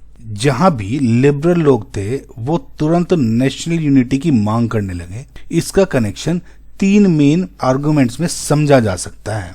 पहला है पॉलिटिकल लिबरलिज्म। पॉलिटिकल लिबरलिज्म का मतलब था आजादी यानी फ्रीडम। इसके 2 डिमांड थे। पहला, गवर्नमेंट बाय कंसेंट, यानी सरकार आम लोगों की सहमति से बननी चाहिए। इसका मतलब था मोनार्की और ऑटोक्रेसी यानी राजा का शासन और जो निरंकुश शासन है उसका अंत। और दूसरा, a constitution and representative government. Basically liberals ने एक कॉन्स्टिट्यूशन और रिप्रेजेंटेटिव गवर्नमेंट की मांग की। जब लोगों ने ये सोचा कि वो एक ही कॉन्स्टिट्यूशन और एक ही सरकार के नीचे हैं तो उन्हें नेशनल यूनिटी का एहसास हुआ। उनके लिए आजादी का मतलब था एक ऐसा राष्ट्र यानी नेशन स्टेट का निर्माण जहां सबको बराबर पॉलिटिकल अधिकार मिले। इस तरह पॉलिटिकल लिबरलिज्म ने एक नेशन स्टेट की जरूरत को पैदा की। Second is economic liberalism. Economic liberalism का मतलब था बाजार की आजादी, फ्रीडम ऑफ मार्केट्स और स्टेट के रेस्ट्रिक्शन से मुक्ति। यूरोप में छोटे छोटे स्टेट्स में बहुत सारी रुकावटें थी, जैसे ट्रेड बैरियर्स और demand for unity.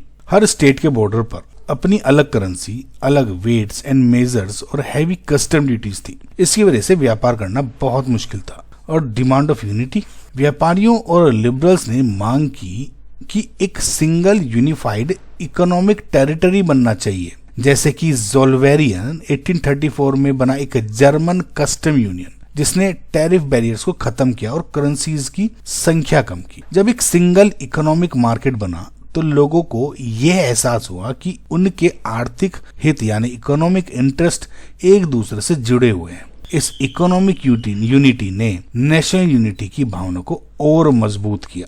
Now the third argument is the rise of middle class.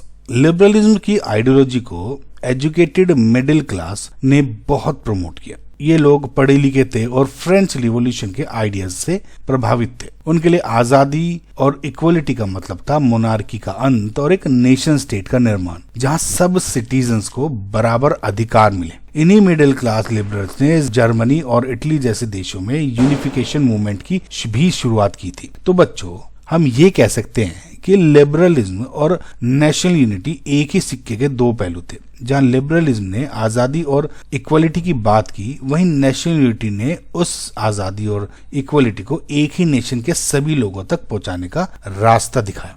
Manufacturing industries are considered the backbone of the economic development of a country. Justify the statement. देखो बच्चों, manufacturing industry का काम है raw materials जैसे कि cotton या iron, इनको valuable finish goods यानी तैयार माल में, जैसे कि कपड़े हो गए, आपका कार हो गया, इनमें बदलना। जब ये प्रोसेस होता है तब देश की इकोनॉमी को 3 तरीकों से बहुत ज्यादा सपोर्ट मिलता है। उनमें पहला है strengthening agriculture and the economy. Manufacturing industries agriculture को मॉडर्न बनाने में बहुत जरूरी है। फैक्ट्रीज में खेती के नए टूल्स जैसे कि ट्रैक्टर्स, हार्वेस्टर्स और बेटर इनपुट जैसे कि फर्टिलाइजर्स, पेस्टिसाइड्स, इनके बनते हैं। जब किसान इन नए टूल्स का इस्तेमाल करते हैं तो उनका प्रोडक्शन बढ़ता है और उनकी इनकम भी बढ़ती है। इसके अलावा मैन्युफैक्चरिंग अनएम्प्लॉयमेंट को कम करता है। ये लोगों को खेती से निकालकर सेकेंडरी और टर्शियरी सेक्टर में जॉब्स देती है। इस तरह से ये पॉवर्टी यानी गरीबी को कम करती है और नेशनल इनकम को बढ़ाती है। यही कारण है कि मैन्युफैक्चरिंग इकोनॉमिक डेवलपमेंट की पहली सीढ़ी होती है। सेकंड तरीका है boosting exports and foreign exchange. कोई भी देश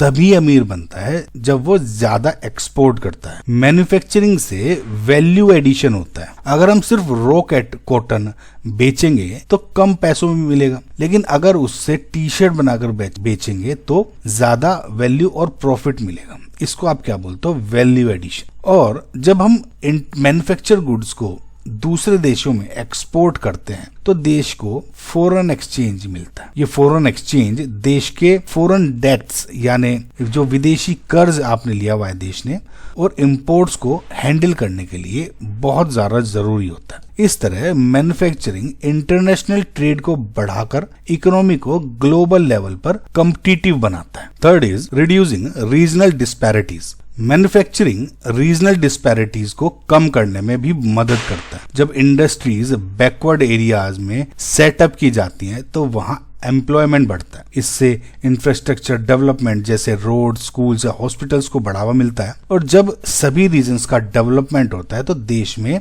एक बैलेंस आता है। तो बच्चों, मैन्युफैक्चरिंग इंडस्ट्रीज सिर्फ फैक्ट्रीज नहीं है, बल्कि एक ऐसा कैटलिस्ट है जो एग्रीकल्चर को मॉडर्न बनाता है, जॉब्स देता है, विदेशी पैसा लाता है और देश को हर तरह से मजबूत बनाता है। इसलिए इसको इकोनॉमिक डेवलपमेंट की बैकबोन बोला जाता है। Agriculture and industries complement each other, justify the statement. देखो बच्चों, एग्रीकल्चर और इंडस्ट्रीज इकोनॉमी के 2 पहिए हैं। अगर एक पहिया रुक गया तो दूसरा भी ठीक से काम नहीं कर पाएगा। इंडिया में तो ये रिश्ता और भी गहरा है, जहां एक बड़ी पॉपुलेशन खेती पर डिपेंड करती है। हमारी इकोनॉमी के डेवलपमेंट के लिए इनके साथ काम करना बहुत जरूरी है। चलो देखते हैं कि ये दोनों एक दूसरे को सपोर्ट कैसे करते हैं। पहले बात करते हैं इंडस्ट्रीज का एग्रीकल्चर को सपोर्ट। इंडस्ट्रीज खेती को मॉडर्न और एफिशिएंट बनाने में सबसे बड़ा रोल निभाते हैं। इंडस्ट्रीज खेती के लिए जरूरी सामान बनाती है, जैसे कि ट्रैक्टर्स, हार्वेस्टर्स जैसे एग्रीकल्चर मशीनरी बनाती है। इसके अलावा फर्टिलाइजर्स, पेस्टिसाइड्स और पीवीसी पाइप जैसी चीजें भी इंडस्ट्रीज में ही बनती हैं। तो ये हो गया इनपुट सप्लाई में इंडस्ट्रीज का रोल एग्रीकल्चर की हेल्प में। दूसरा, जब किसान इन नए टूल्स को इस्तेमाल करते हैं तो उनका प्रोडक्शन बढ़ता है और खेती तेज और आसान हो जाती है। इससे किसानों की इनकम भी बढ़ती है और उनकी इकोनॉमिक कंडीशन सुधरती है। नाउ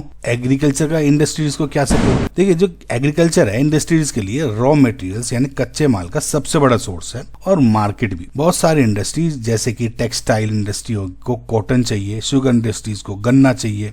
ये सारे रॉ मटेरियल्स कहाँ से आएंगे? एग्रीकल्चर से। इसलिए एग्रीकल्चर की इंडस्ट्रीज का जो एग्रीकल्चर है इन सभी इंडस्ट्रीज का बेस है बेसिकली। और जब खेती से किसानों की इनकम बढ़ती है तो वो फैक्ट्रीज में बने हुए माल को भी तो खरीदते हैं ना। अगर लोगों की इनकम ही नहीं बढ़ेगी तो वो कैसे खरीदेंगे? जैसे कि वो नए साइकिल होगी, टीवी या ट्रैक्टर खरीदेंगे। इस तरह एग्रीकल्चर इंडस्ट्रियल गुड्स के लिए मार्केट प्रोवाइड करता है। जब मार्केट बड़ा होता है तो इंडस्ट्रीज और ज्यादा प्रोड्यूस करती है। इससे इकोनॉमिक ग्रोथ भी तेज होती है। तो ये साफ है कि अगर एग्रीकल्चर और इंडस्ट्रीज एक दूसरे के साथ चलते हैं, इंडस्ट्रीज खेती को मॉडर्न बनाती है और जो एग्रीकल्चर है वो इंडस्ट्रीज को रॉ मटेरियल और मार्केट देकर सपोर्ट करती है। अगर हमें नेशनल इकोनॉमी को मजबूत बनाना है तो हमें इन दोनों सेक्टर्स को एक साथ और बराबर से डेवलप करना होगा। यही रीजन है कि हमारी गवर्नमेंट हमेशा एग्रो बेस्ड इंडस्ट्रीज पर ज्यादा फोकस करती है।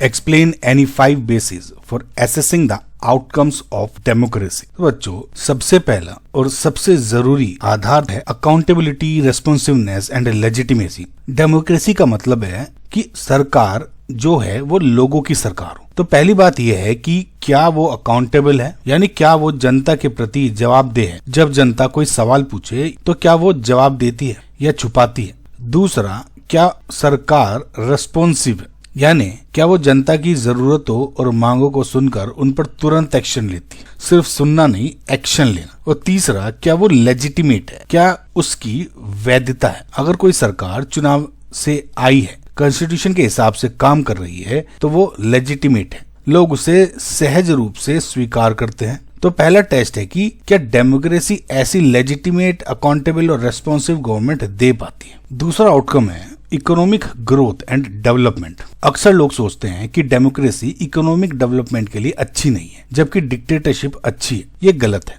हम एसेस करते हैं कि क्या डेमोक्रेटिक रेजिम में गरीबी कम हुई है, क्या आर्थिक विकास की रफ्तार ठीक है, क्या डेवलपमेंट सब लोगों तक पहुंच रहा है या सिर्फ कुछ लोगों तक। डेमोक्रेसी से ये उम्मीद की जाती है कि वो सबको साथ लेकर आर्थिक विकास करेगी। हम देखते हैं कि क्या पुअर और रिच के बीच का फैसला कम हुआ या बढ़ गया है। डेवलपमेंट का फायदा सबको मिलना चाहिए।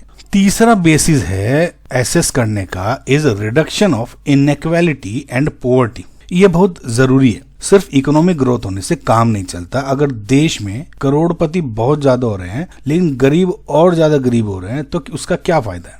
डेमोक्रेसी का मतलब होता है या डेमोक्रेसी का मकसद होता है पॉलिटिकल इक्वालिटी देना, लेकिन साथ ही सोशल और इकोनॉमिक इनइक्वालिटी को भी कम करना। हम ये देखते हैं कि क्या सरकार ऐसी स्कीम्स ला रही है जिससे गरीबी सच में कम हो। क्या देश की संपत्ति का फेयर डिस्ट्रीब्यूशन हो रहा है। अगर भीख मांगने वालों की संख्या बढ़ रही है तो इसका मतलब है कि डेमोक्रेसी अपने इस आउटकम में फेल हो रही है। फोर्थ बेसिस है accommodation of social diversity. India जैसे देश में जहां अनेक जाति, धर्म और भाषा के लोग रहते हैं, वह डेमोक्रेसी का सबसे बड़ा टेस्ट है कि क्या वो सबको साथ लेकर चल सकती है। क्या वो अलग अलग सोशल ग्रुप्स के बीच में झगड़े होने से रोक सकती है। डेमोक्रेसी ये गारंटी देती है कि मेजोरिटी हमेशा माइनॉरिटी पर हावी नहीं होगी, सबको अपनी बात रखने का मौका मिलेगा। हम देखते हैं कि क्या सोशल हार्मनी बनी हुई है, क्या सभी ग्रुप्स को अपने ढंग से जीने का अधिकार मिल रहा है। अगर दंगे हो रहे हैं तो इसका मतलब है कि डेमोक्रेसी इस फील्ड में अच्छे से काम नहीं कर रही है। फिफ्थ बेसिस है dignity and freedom of the citizens. Democracy हर व्यक्ति को गरिमा और आजादी देती है। ये वो आधार है जिसमें डेमोक्रेसी डिक्टेटरशिप से हमेशा बेहतर होती है। हम एसेस करते हैं कि क्या आम आदमी को सरकार के खिलाफ बोलने की आजादी है, क्या उसे फंडामेंटल राइट्स मिल रहे हैं, क्या वुमेन और दलित्स जैसे सेक्शंस को सम्मान मिल रहा है, क्या उनकी डिग्निटी को हर्ट तो नहीं किया जा रहा। अगर एक आम नागरिक बिना डरे अपनी बात रख सकता है और सम्मान के साथ जी सकता है तो इसका मतलब है कि डेमोक्रेसी अपने बेस्ट आउटकम दे रही है। तो बच्चों, ये थे वो 5 बड़े बेसिस जिन पर हम डेमोक्रेसी के आउटकम्स को एसेस करते हैं। कोई भी डेमोक्रेसी परफेक्ट नहीं होती, लेकिन हमें हमेशा ये देखना चाहिए कि वो इन 5 बातों पर कितना खरा उतर रही है।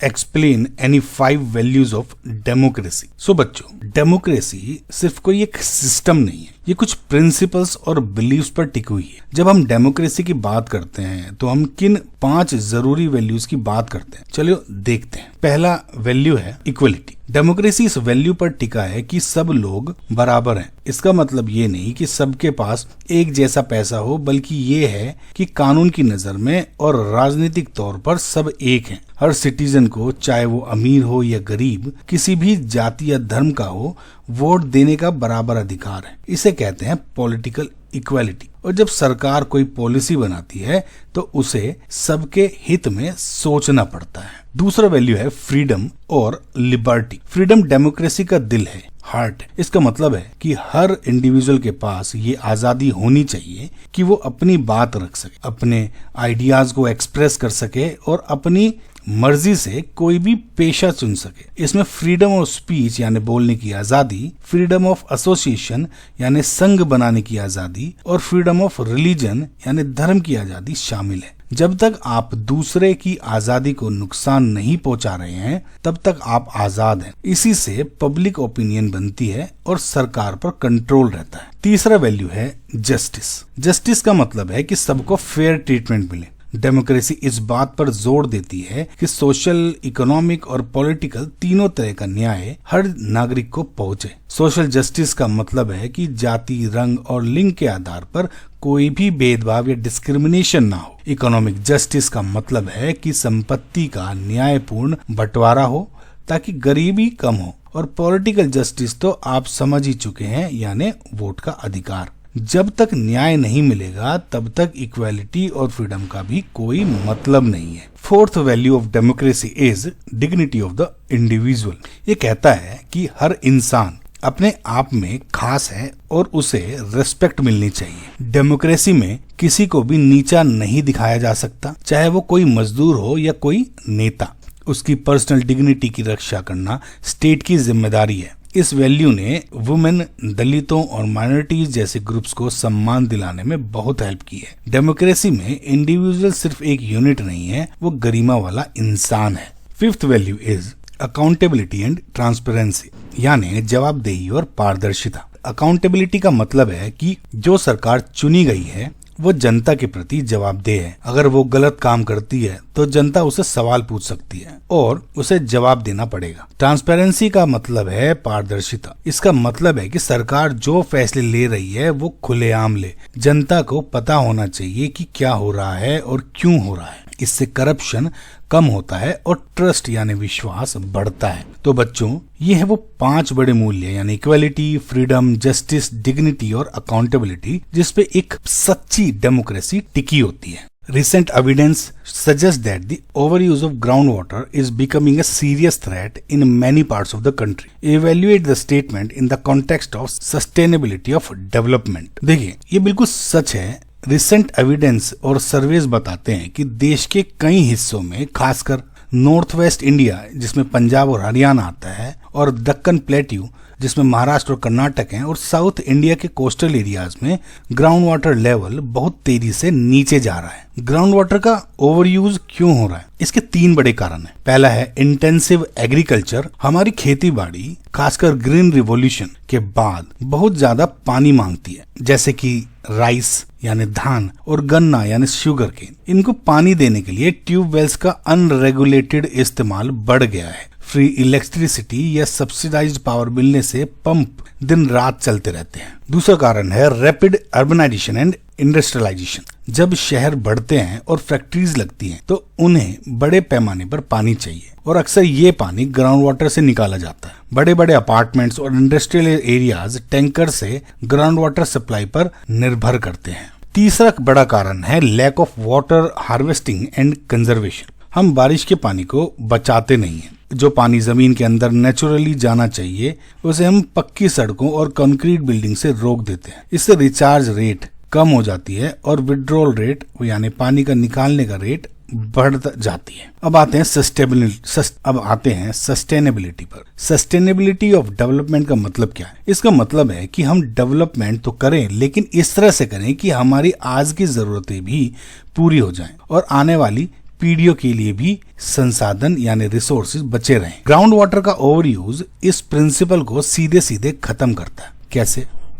पहला है रिसोर्स एग्जॉशन। ग्राउंड वाटर एक रिन्यूएबल रिसोर्स है लेकिन सिर्फ तब तक जब तक हम उसे रिचार्ज होने का टाइम दें। अगर हम निकालते ज्यादा है और भरते कम है तो एक दिन ये संसाधन खत्म हो जाएगा। जब पानी ही नहीं बचेगा तो डेवलपमेंट कैसे होगा? खेती रुक जाएगी, इंडस्ट्री बर्बाद हो जाएगी। Second is environmental degradation. पानी के लेवल नीचे जाने से ड्रॉट यानी सूखे का खतरा बढ़ जाता है। नेचुरल वेटलैंड और जंगल सूख जाते हैं जिससे बायोडायवर्सिटी को नुकसान पहुंचता है। कोस्टल एरियाज में जब फ्रेश ग्राउंड वाटर का लेवल नीचे जाता है तो समुद्र का खारा पानी जमीन के अंदर आ जाता है जिसे आप सैलिनाइजेशन बोलते हैं। इस जमीन को बर्बाद कर देता है। Third is threat to economic and social stability. अगर पानी नहीं होगा तो फूड सिक्योरिटी खतरे में पड़ जाएगी। किसान लोग गरीब हो जाएंगे और उन्हें मजबूरी में शहर की तरफ माइग्रेट करना पड़ेगा। इससे सोशल अनरेस्ट और पानी के झगड़े बढ़ेंगे। ये सस्टेनेबल डेवलपमेंट के गोल्स के बिल्कुल खिलाफ है।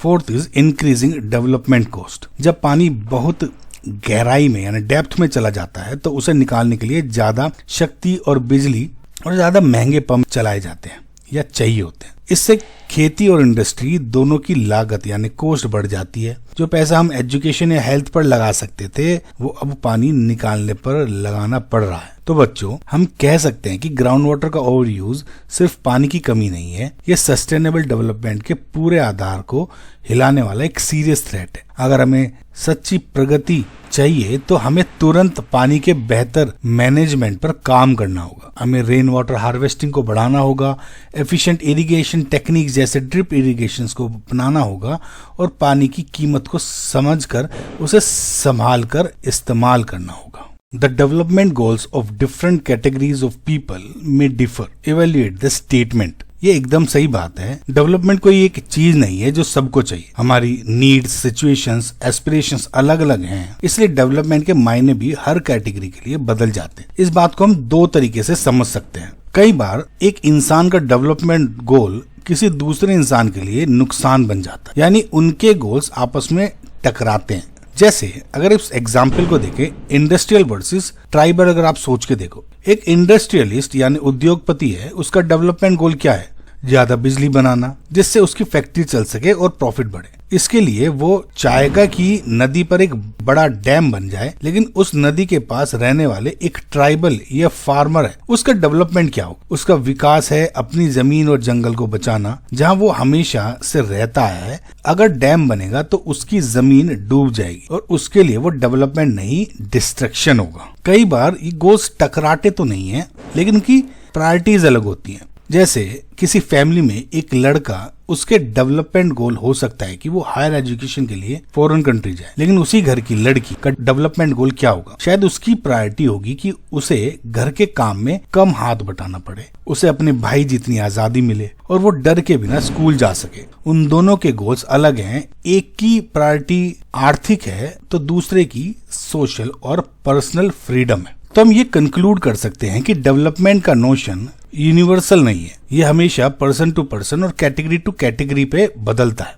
इस बात को समझना जरूरी है कि डेमोक्रेसी में जब हम डेवलपमेंट प्लानिंग करते हैं तो हमें सबकी सुननी पड़ती है। हमें एक ऐसा कॉम्प्रोमाइज, समझौता ढूंढना पड़ता है कि जहाँ ज्यादा से ज्यादा लोगों के गोल्स पूरे हो सके और कम से कम लोगों को नुकसान हो। और नेशनल डेवलपमेंट तभी सक्सेसफुल हो सकता है जब वो सिर्फ जीडीपी ग्रोथ पर ध्यान न दे बल्कि इन अलग अलग गोल्स को अकोमोडेट करें, जैसे इंफ्रास्ट्रक्चर का विकास हो लेकिन एनवायरनमेंट की भी रक्षा हो।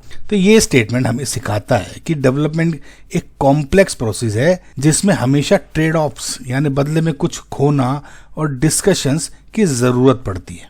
That democratic system of government is considered good in which maximum number of citizens are made stakeholders in political power. Explain the statement with suitable arguments. So बच्चों, सवाल है कि वो डेमोक्रेटिक सिस्टम सबसे अच्छा क्यों माना जाता है जिसमें ज्यादा से ज्यादा सिटीजन्स को पॉलिटिकल पावर में हिस्सेदार बनाया जाता है, यानी पावर शेयरिंग। चलो इस बात को डिटेल में समझते हैं कि ये कैसे काम करता है। डेमोक्रेसी का सीधा मतलब है कि पीपल्स रूल, लोगों का शासन। अगर लोग रूल कर रहे हैं तो पावर सिर्फ कुछ लोगों के हाथ में तो नहीं होनी चाहिए, है ना। जब पावर यानी शक्ति ज्यादा लोगों में बांटी जाती है तभी वो सिस्टम सही मायने में डेमोक्रेटिक बनता है। इसके 3 बड़े आर्गुमेंट्स हैं। पहला है reducing social conflict, social conflict को कम करना। हमारा देश इंडिया हो या कोई और डेमोक्रेटिक कंट्री, वहां अलग अलग भाषा, जाति, धर्म और क्षेत्र रीजन्स है, उनके लोग रहते हैं। जब पावर सिर्फ एक ग्रुप जैसे कि मेजोरिटी ग्रुप के हाथ में चली जाती है तो बाकी ग्रुप्स को लगता है कि उनकी आवाज दबाई जा रही है। इससे कॉन्फ्लिक्ट पैदा होता है और देश टूट भी सकता है। लेकिन अगर हम पावर को बांट देते हैं, मतलब अलग अलग सोशल ग्रुप्स को गवर्नमेंट में जगह देते हैं, तो सबको लगता है कि वो सरकार का हिस्सा है। जब सब ग्रुप्स को सत्ता में हिस्सा मिलता है तो सोशल यूनिटी बनी रहती है और पॉलिटिकल स्टेबिलिटी आती है। यही पावर शेयरिंग का सबसे पहला और प्रूडेंट यानी समझदारी वाला रीजन है। दूसरा आर्गुमेंट है the very spirit of democracy, यानी डेमोक्रेसी की असली आत्मा। पावर शेयरिंग सिर्फ प्रैक्टिकल या समझदारी की बात नहीं है, ये डेमोक्रेसी की आत्मा यानी स्पिरिट है। एक अच्छी डेमोक्रेटिक गवर्नमेंट वो है जहां लोग खुद अपने शासन में हिस्सा लेते हैं। जब ज्यादा से ज्यादा लोगों को स्टेक होल्डर बनाया जाता है, जैसे कि लोकल गवर्नमेंट यानी पंचायत और म्युनिसिपैलिटीज, उसको पावर देकर तो लोग सीधे सीधे फैसले लेने में शामिल हो जाते हैं। इससे पार्टिसिपेशन बढ़ता है और लेजिटिमेसी आती है। जब लोगों को लगता है कि वो सिस्टम का हिस्सा है तो वो उस सिस्टम पर एक ट्रस्ट करते हैं, विश्वास करने लगते हैं। अगर पावर को एक जगह जमा कर दिया जाए तो वो डिक्टेटरशिप बन जाती है, डेमोक्रेसी नहीं। यही पावर शेयरिंग का मोरल रीजन भी है। तीसरा आर्गुमेंट है बेटर डिसीजंस एंड डेवलपमेंट। जब ज्यादा लोग पॉलिटिकल पावर में हिस्सा लेते हैं तो इसका मतलब है कि फैसले लेने से पहले अलग अलग विचारों को और जरूरतों को सुना जाता है, यानी डाइवर्स व्यूज को कंसीडर किया जाता है। जब सरकार मेजोरिटी और माइनॉरिटी दोनों की जरूरतों को ध्यान में रखती है तो वो ज्यादा बैलेंस्ड और बेहतर पॉलिसी बना पाती है। सोचो अगर सिर्फ कुछ लोग ही फैसला लेंगे तो वो सिर्फ अपने फायदे का सोचेंगे, लेकिन जब हर सिटीजन की जरूरत को सुना जाता है तो वो फैसला पूरे समाज के लिए अच्छा होता है और देश का तेज डेवलपमेंट होता है। ज्यादा हिस्सा लेने का मतलब है ज्यादा अकाउंटेबिलिटी यानी जवाबदेही। तो बच्चों, ये 3 आर्गुमेंट्स साबित करते हैं कि अच्छी डेमोक्रेसी वही है जब पॉलिटिकल पावर को जितना हो सके उतना बांटा जाए, चाहे वो social groups, different level government यानी सेंटर, स्टेट या लोकल की बात करें, या डिफरेंट ऑर्गन्स ऑफ गवर्नमेंट यानी लेजिस्लेचर, एग्जीक्यूटिव या जुडिशरी के बीच में हो।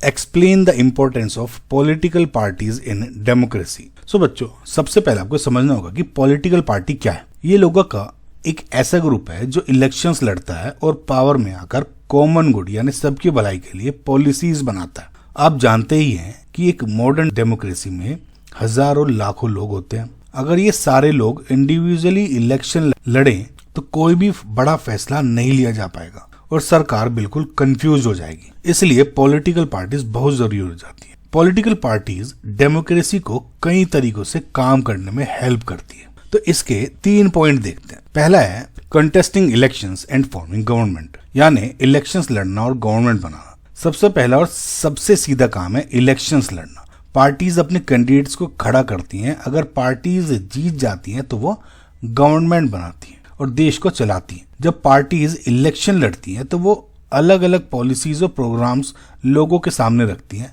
लोग उस पार्टी को वोट देते हैं जिसकी पॉलिसीज उसके लिए सबसे अच्छी होती है विनिंग पार्टी रूल करती है और हारने वाली पार्टी अपोजिशन बनाती है। दूसरा इंपॉर्टेंट पॉइंट है रोल ऑफ अपोजिशन। जो पार्टी इलेक्शंस हार जाती है वो अपोजिशन पार्टी का रोल निभाती है। अपोजिशन का काम होता है जीती हुई पार्टी की गलत पॉलिसीज को क्रिटिसाइज करना, यानी उनकी आलोचना करना। वो सरकार को मनमानी करने से रोकती है और लोगों के हित में, लोगों के इंटरेस्ट में अल्टरनेटिव्स पेश करती है। एक मजबूत अपोजिशन एक हेल्थी डेमोक्रेसी की पहचान होती है। अपोजिशन ही सरकार पर कंट्रोल रखता है basically. Third important point is shaping public opinion and welfare programmes.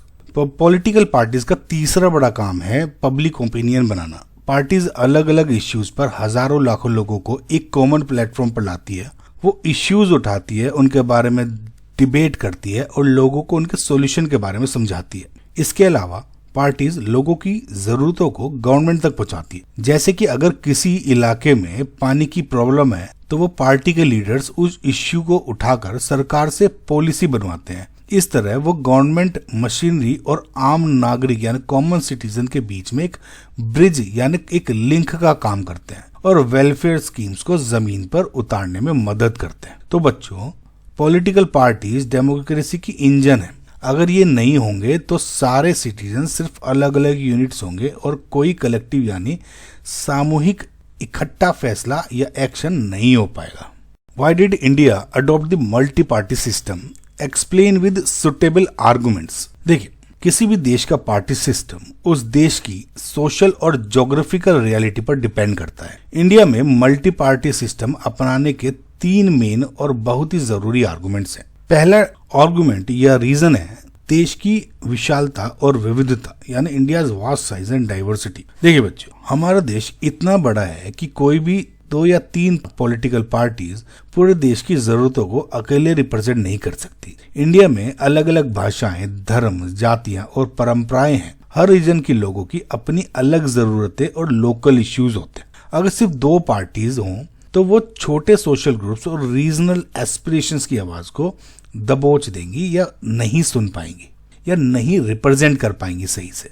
Multi party system छोटी और रीजनल पार्टीज को मौका देता है कि वो अपने अपने क्षेत्र, अपने रीजन्स की या अपने ग्रुप्स की जरूरतों को नेशनल प्लेटफॉर्म पर उठा सकें और इससे पावर शेयरिंग आसान हो जाती है। दूसरा आर्गुमेंट मल्टी पार्टी सिस्टम के फेवर में है, यह है कि डीप सोशल डिविजन्स। हमारे समाज में जाति, वर्ग और धर्म के आधार पर बहुत गहरे डिफरेंसेस हैं। हर ग्रुप चाहता है कि पॉलिटिकल पावर में उसकी भी भागीदारी हो। जब हर सोशल ग्रुप अपनी पॉलिटिकल आइडेंटिटी बनाकर अपनी मांगों के साथ आता है तो उसके लिए पॉलिटिकल पार्टी बनना जरूरी हो जाता है। मल्टी पार्टी सिस्टम इन सब ग्रुप्स को पॉलिटिकल कंपटीशन में शामिल होने का मौका देती हैं, जिससे वो पीसफुली अपने हितों के लिए लड़ सकें। ये कॉन्फ्लिक्ट को वोटिंग और डिस्कशन में बदल देता है। इंडिया में ऐसा कोई सिंगल होमोजीनियस समाज नहीं है जो 2 पार्टी सिस्टम में सही से फिट हो सके। एंड थर्ड एंड लास्ट जो आर्गुमेंट इसके फेवर में है is coalitions and compromise. Multi party system का एक बहुत ही इंपॉर्टेंट फीचर है कोएलिशन गवर्नमेंट, यानी गठबंधन की सरकार बनना। जब किसी एक पार्टी को मेजोरिटी नहीं मिलती तो 2 या 2 से ज्यादा पार्टी मिलाकर सरकार बनाती है। इसे कोएलिशन बोलते हैं। ये सिस्टम डिफरेंट ग्रुप्स और पार्टीज को एक साथ आने और समझौता यानी कॉम्प्रोमाइज करने पर मजबूर करता है। इससे ये फायदा होता है कि सरकार किसी एक पार्टी या एक विचार की नहीं रहती, बल्कि कई लोगों और कई विचारों की रिप्रेजेंटेशन करती है। यही तो असली इंक्लूसिव डेमोक्रेसी होती है। तो बच्चों, हम ये कह सकते हैं कि इंडिया ने मल्टी पार्टी सिस्टम को चुना नहीं, बल्कि उसकी सोशल और ज्योग्राफिकल रियलिटी ने उसे ये सिस्टम अपनाने पर मजबूर कर दिया। ये सिस्टम हमारी डाइवर्सिटी को पॉलिटिकल रूप से मैनेज करने का सबसे बेहतरीन तरीका है। Explain the difference between public and private sector of Indian economy with example. देखो बच्चों, ये जो दोनों सेक्टर्स हैं, पब्लिक एंड प्राइवेट सेक्टर, इन तीनों में फर्क 3 मेन बातों पर बेस्ड होता है: ओनरशिप, मोटिव एंड सिक्योरिटी। पहले देखते हैं ओनरशिप, यानी मालिक कौन।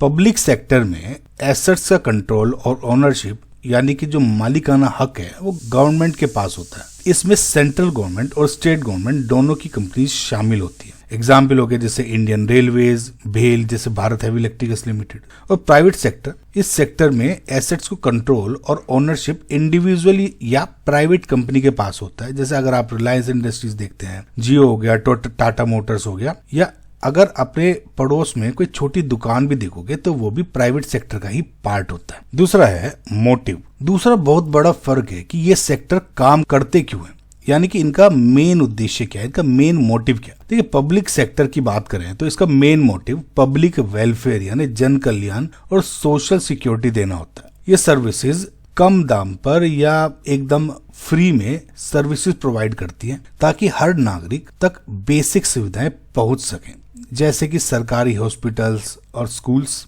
और प्राइवेट सेक्टर की बात करें, इसमें इसका जो मेन मोटिव है वो प्रॉफिट मेकिंग होता है, यानी मुनाफा कमाना। ये वही सर्विसेज और गुड्स प्रोड्यूस करते हैं जहां से ज्यादा पैसा कमाया जा सके। And third is security. तीसरा फर्क है कि ये सेक्टर्स अपने एम्प्लॉयज को क्या देते हैं और क्या सर्विसेज प्रोवाइड करते हैं। पब्लिक सेक्टर में हाई जॉब सिक्योरिटी होती है और एम्प्लॉयज को फिक्स्ड वर्किंग आवर्स, पेंशन और मेडिकल बेनिफिट्स जैसे सोशल सिक्योरिटी बेनिफिट्स जरूर मिलते हैं। इस सेक्टर की सर्विसेज बेसिक नीड्स जैसे बिजली, पानी और डिफेंस से रिलेटेड होती है। वहीं पे प्राइवेट सेक्टर में जॉब्स में सिक्योरिटी कम होती है।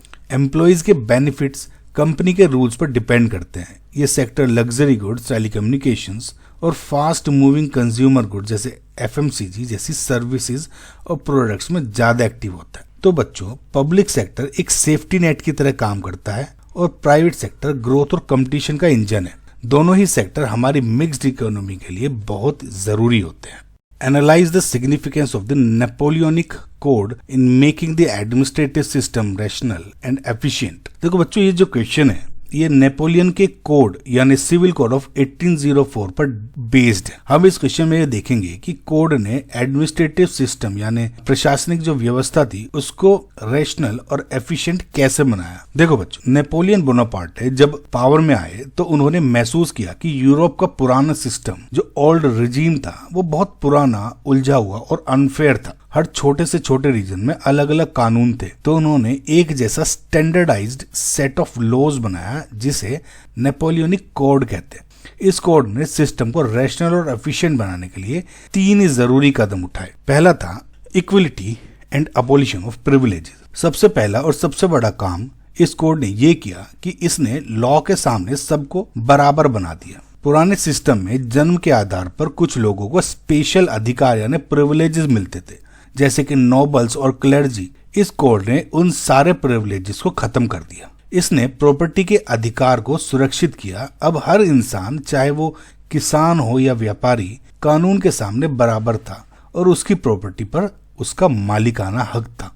जब सब लोगों पर एक ही कानून लागू हुआ तो एडमिनिस्ट्रेटिव सिस्टम सीधा, सिंपल और रैशनल बन गया। दूसरा कदम था एडमिनिस्ट्रेटिव सिंप्लीफिकेशन, यानी सिस्टम को आसान और तेज बनाना। इस कोड ने ये 2 तरीकों से किया। पहला, फ्यूडल सिस्टम को खात्मा किया। जिन लोगों पर यह कोड लागू हुआ वहां फ्यूडल सिस्टम को खत्म कर दिया गया। फ्यूडल सिस्टम मतलब जहां किसान जमींदारों के गुलाम होते थे। इससे पीजेंट्स को यानी किसानों को सर्फडम यानी बंधुओं मजदूरी और मेनोरियल ड्यूज यानी जमींदार को दिए जाने वाले टैक्सेस से मुक्ति मिली। और जो दूसरा तरीका किया, ट्रांसपोर्ट और कम्युनिकेशन सुधारा। नेपोलियन ने ट्रांसपोर्ट और कम्युनिकेशन सिस्टम को बहुत बेहतर बना दिया। जब रास्ते और कम्युनिकेशन के साधन अच्छे होते हैं तब माल और लोगों का आना जाना आसान हो जाता है। इससे ट्रेड बढ़ा और पूरा सिस्टम एफिशिएंट हो गया। इस रैशनल सिस्टम से एक किसान और एक व्यापारी दोनों को सेम फायदा हुआ। जो तीसरा किया उन्होंने वो किया कि गिल्ड रेस्ट्रिक्शन का रिमूवल और यूनिफॉर्मिटी, मतलब व्यापारिक प्रतिबंधों को हटाया और यूनिफॉर्म किया। शहरों में गिल्ड्स मतलब छोटे व्यापारों का जो ऑर्गेनाइजेशन होता है उसको गिल्ड बोलते हैं। शहरों में जो गिल्ड्स हुआ करती थी जो नए लोगों को व्यापार शुरू करने से रोकती थी। कोड ने इन रेस्ट्रिक्शंस को हटा दिया जिससे हर व्यक्ति आजादी से बिजनेस कर सकता। सबसे इम्पोर्टेंट, इसने यूनिफॉर्म लॉज लागू किए जैसे कि स्टैंडर्डाइज्ड वेट्स एंड मेजर्स और एक कॉमन नेशनल करेंसी। सोचो, पहले आप एक जगह अलग तरह से नापते थे, दूसरी जगह वो अलग तरह से नापते थे सेम सामान। अब पूरे देश में एक ही तरह से नाप होने लगी। इस यूनिफॉर्मिटी ने ट्रेड को बहुत एफिशिएंट और आसान बना दिया। तो बच्चों, नेपोलियनिक कोड सिर्फ कानून का एक किताब नहीं था, बल्कि यह एक आसान टूल था जिसने पुराने अटके हुए और अनफेयर एडमिनिस्ट्रेटिव सिस्टम को मॉडर्न, रेशनल और एफिशिएंट सिस्टम बना दिया। Read the given source and answer the questions that follow. No बच्चों, ये प्रिंट एंड सेंसरशिप पे एक आप पे पैराग्राफ लिखा हुआ है, इसको थोड़ा ध्यान से पढ़िए। और उसके बाद में ये क्वेश्चन पूछा हुआ है कि explain the meaning of censor based on this source, why did the colonial administration keep an eye on books and newspapers, and why did Gandhi ji start a nationwide satyagraha against the Rowlatt Act. देखिए, पहला समझते हैं what is the meaning of censor. देखिए, censor यानी प्रतिबंध का मतलब होता है कि सरकार या कोई ऑफिशियल अथॉरिटी किसी भी प्रिंटेड मटेरियल यानी छपी हुई कोई भी सामग्री, फिल्म, गाने या खबर को पहले से चेक करती है, और अगर उन्हें लगता है कि ये देश या सरकार के खिलाफ है या नुकसानदेह है तो उसे रोक देती है या उसमें कुछ हिस्सों को हटा देती है। बेसिकली सेंसर का मतलब है किसी भी पब्लिक एक्सप्रेशन को गवर्नमेंट द्वारा कंट्रोल करना ताकि वो अप्रूव्ड लिमिट से बाहर ना जा सके। सेकंड क्वेश्चन कि why did colonial administration keep an eye on books and newspapers. जैसे कि पैसेज में लिखा है, the power of printed word is most often seen in the way government seek to regulate and suppress print. मतलब कि printed word में बहुत ज्यादा पावर होती है। कॉलोनियल एडमिनिस्ट्रेशन ने बुक्स और न्यूज़पेपर पर नजर इसलिए रखी, बेसिकली इसके दो कारण हैं। पहला है टू कर्ब क्रिटिसिज्म, मतलब अपनी आलोचना को रोकने के लिए। देश में जो भी नेशनलिस्ट आइडियाज थे जैसे आजादी, स्वराज और अंग्रेजी शासन की बुराई, ये सब किताबों और अखबारों में छपते थे। सरकार चाहती थी कि जनता तक ये बातें ना पहुंचे ताकि उनका शासन शांति से चलता रहे। उनका मकसद था उनके खिलाफ होने वाली आवाजों को दबाना, उसको सप्रेस करना। और दूसरा कारण था to maintain control and stability, यानी अपना जो नियंत्रण था और जो सरकार, अपनी स्टेबल सरकार को बनाए रखना, खासकर लड़ाई के दौरान यानी first world war and second world war.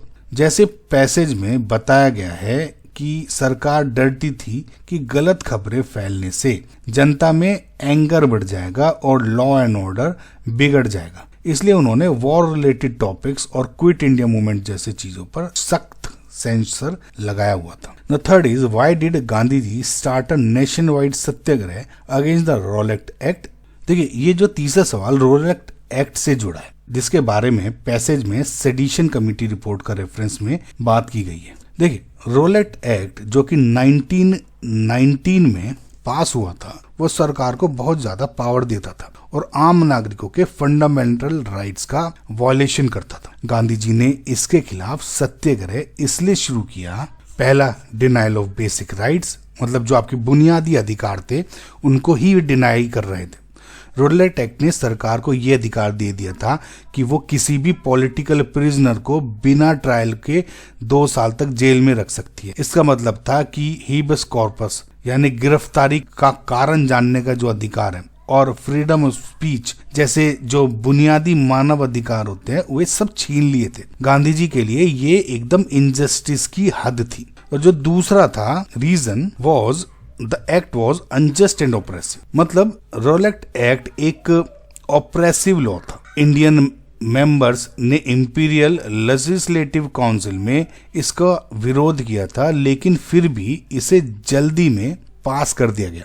Gandhi ji इसे काला कानून यानी ब्लैक एक्ट मांगते थे और उन्हें लगता था कि शांति प्रिय तरीके से इसका विरोध करना नेशन का धर्म है। तो बच्चों, इस तरह से हमने ये 3 सवाल डिटेल्स में समझ लिए। सेंसरशिप और रोलेट एक्ट दोनों ही कॉलोनियल गवर्नमेंट के रिप्रेसिव पॉलिसीज का हिस्सा था, जिसे के खिलाफ नेशनलिस्ट मूवमेंट खड़ा हुआ था। Read the given source as and answer the question that follow. An experiment in Brazil, ये आपको पैराग्राफ दिया है और उसमें 3 क्वेश्चन बताने, या एक बार ध्यान पॉज करके इसको ध्यान से पढ़ लीजिए। तो पहला है explain the meaning of participatory democracy. देखिए, डेमोक्रेसी 2 तरह की होती है। एक होती है रिप्रेजेंटेटिव डेमोक्रेसी, जिसमें हम अपने नेताओं को चुनते हैं और वो हमारे बदले में फैसला लेते हैं। लेकिन पार्टिसिपेटरी डेमोक्रेसी इससे एकदम अलग है। इसका मतलब है कि आम नागरिक यानी ऑर्डिनरी सिटीजन्स सिर्फ वोट ही नहीं देते, बल्कि वो सीधे तौर पर सरकार के फैसलों में, खास करके पॉलिसी मेकिंग और बजटिंग में हिस्सा लेते हैं। पार्टिसिपेटरी डेमोक्रेसी ये श्योर करता है कि पावर सिर्फ चुने हुए नेताओं के हाथ में ना रहे, बल्कि जनता के पास भी हो। जैसे पोर्टो एलग्रे यानी इस इधर लिखा हुआ है, इसमें हो रहा है, जहां लोग मिलकर बजट तैयार करते हैं। तो इसका मेन मतलब मूल्य है डायरेक्ट पब्लिक इन्वॉल्वमेंट। दूसरा क्वेश्चन है, in the context of separation of powers the given example defines which type of government.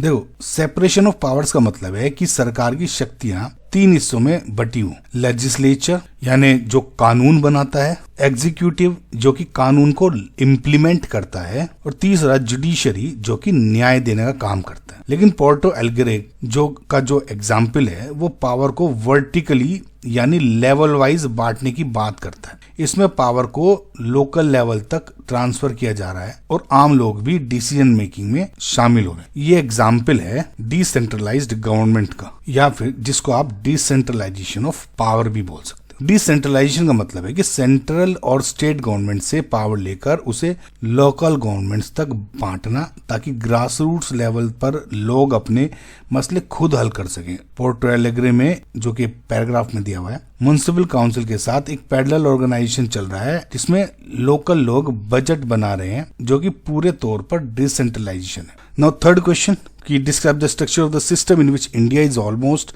Similar to the above example of Brazil. India में जो स्ट्रक्चर इस एक्सपेरिमेंट यानी पार्टिसिपेटरी डेमोक्रेसी एंड डिसेंट्रलाइजेशन के similar है, वो है हमारा लोकल सेल्फ गवर्नमेंट, जिसको हम पंचायती राज सिस्टम भी बोलते हैं। देखो, रूरल एरियाज में हमारे पास ग्राम पंचायत होती है और शहरी इलाकों में नगर पालिकाएं और नगर निगम होता है। ग्राम सभा की अगर हम बात करें तो ये पैसेज में दिए गए सेक्टर मीटिंग यानी जो वार्ड मीटिंग के बिल्कुल समान है। ग्राम सभा में गांव के सभी अडल्ट नागरिक शामिल होते हैं। ये पंचायत का काम का रिव्यू करते हैं और बजट प्रपोजल्स पर चर्चा करते हैं। ये डायरेक्ट पब्लिक पार्टिसिपेशन का सबसे बड़ा फोरम है या मंच है। और जो ये अगर हम इसमें शहरों की बात करें तो वार्ड्स एंड वार्ड कमिटीज होती हैं। जैसे इसमें पोर्टो एलेग्रे को सेक्टर या वार्ड्स में बांटा गया है, वैसे ही हमारे शहरों को वार्ड्स में बांटा जाता है। वार्ड कमिटीज यहाँ के लोकल इश्यूज और बजट पर चर्चा करते हैं। हालांकि पोर्टो एलेग्रे जितना डायरेक्ट कंट्रोल अभी नहीं है हमारे यहाँ, लेकिन स्ट्रक्चर और जो इरादा या इंटेंट है वो एकदम सिमिलर है। तो ये दोनों ही स्ट्रक्चर्स, ग्राम सभा हो या वार्ड कमिटीज हो,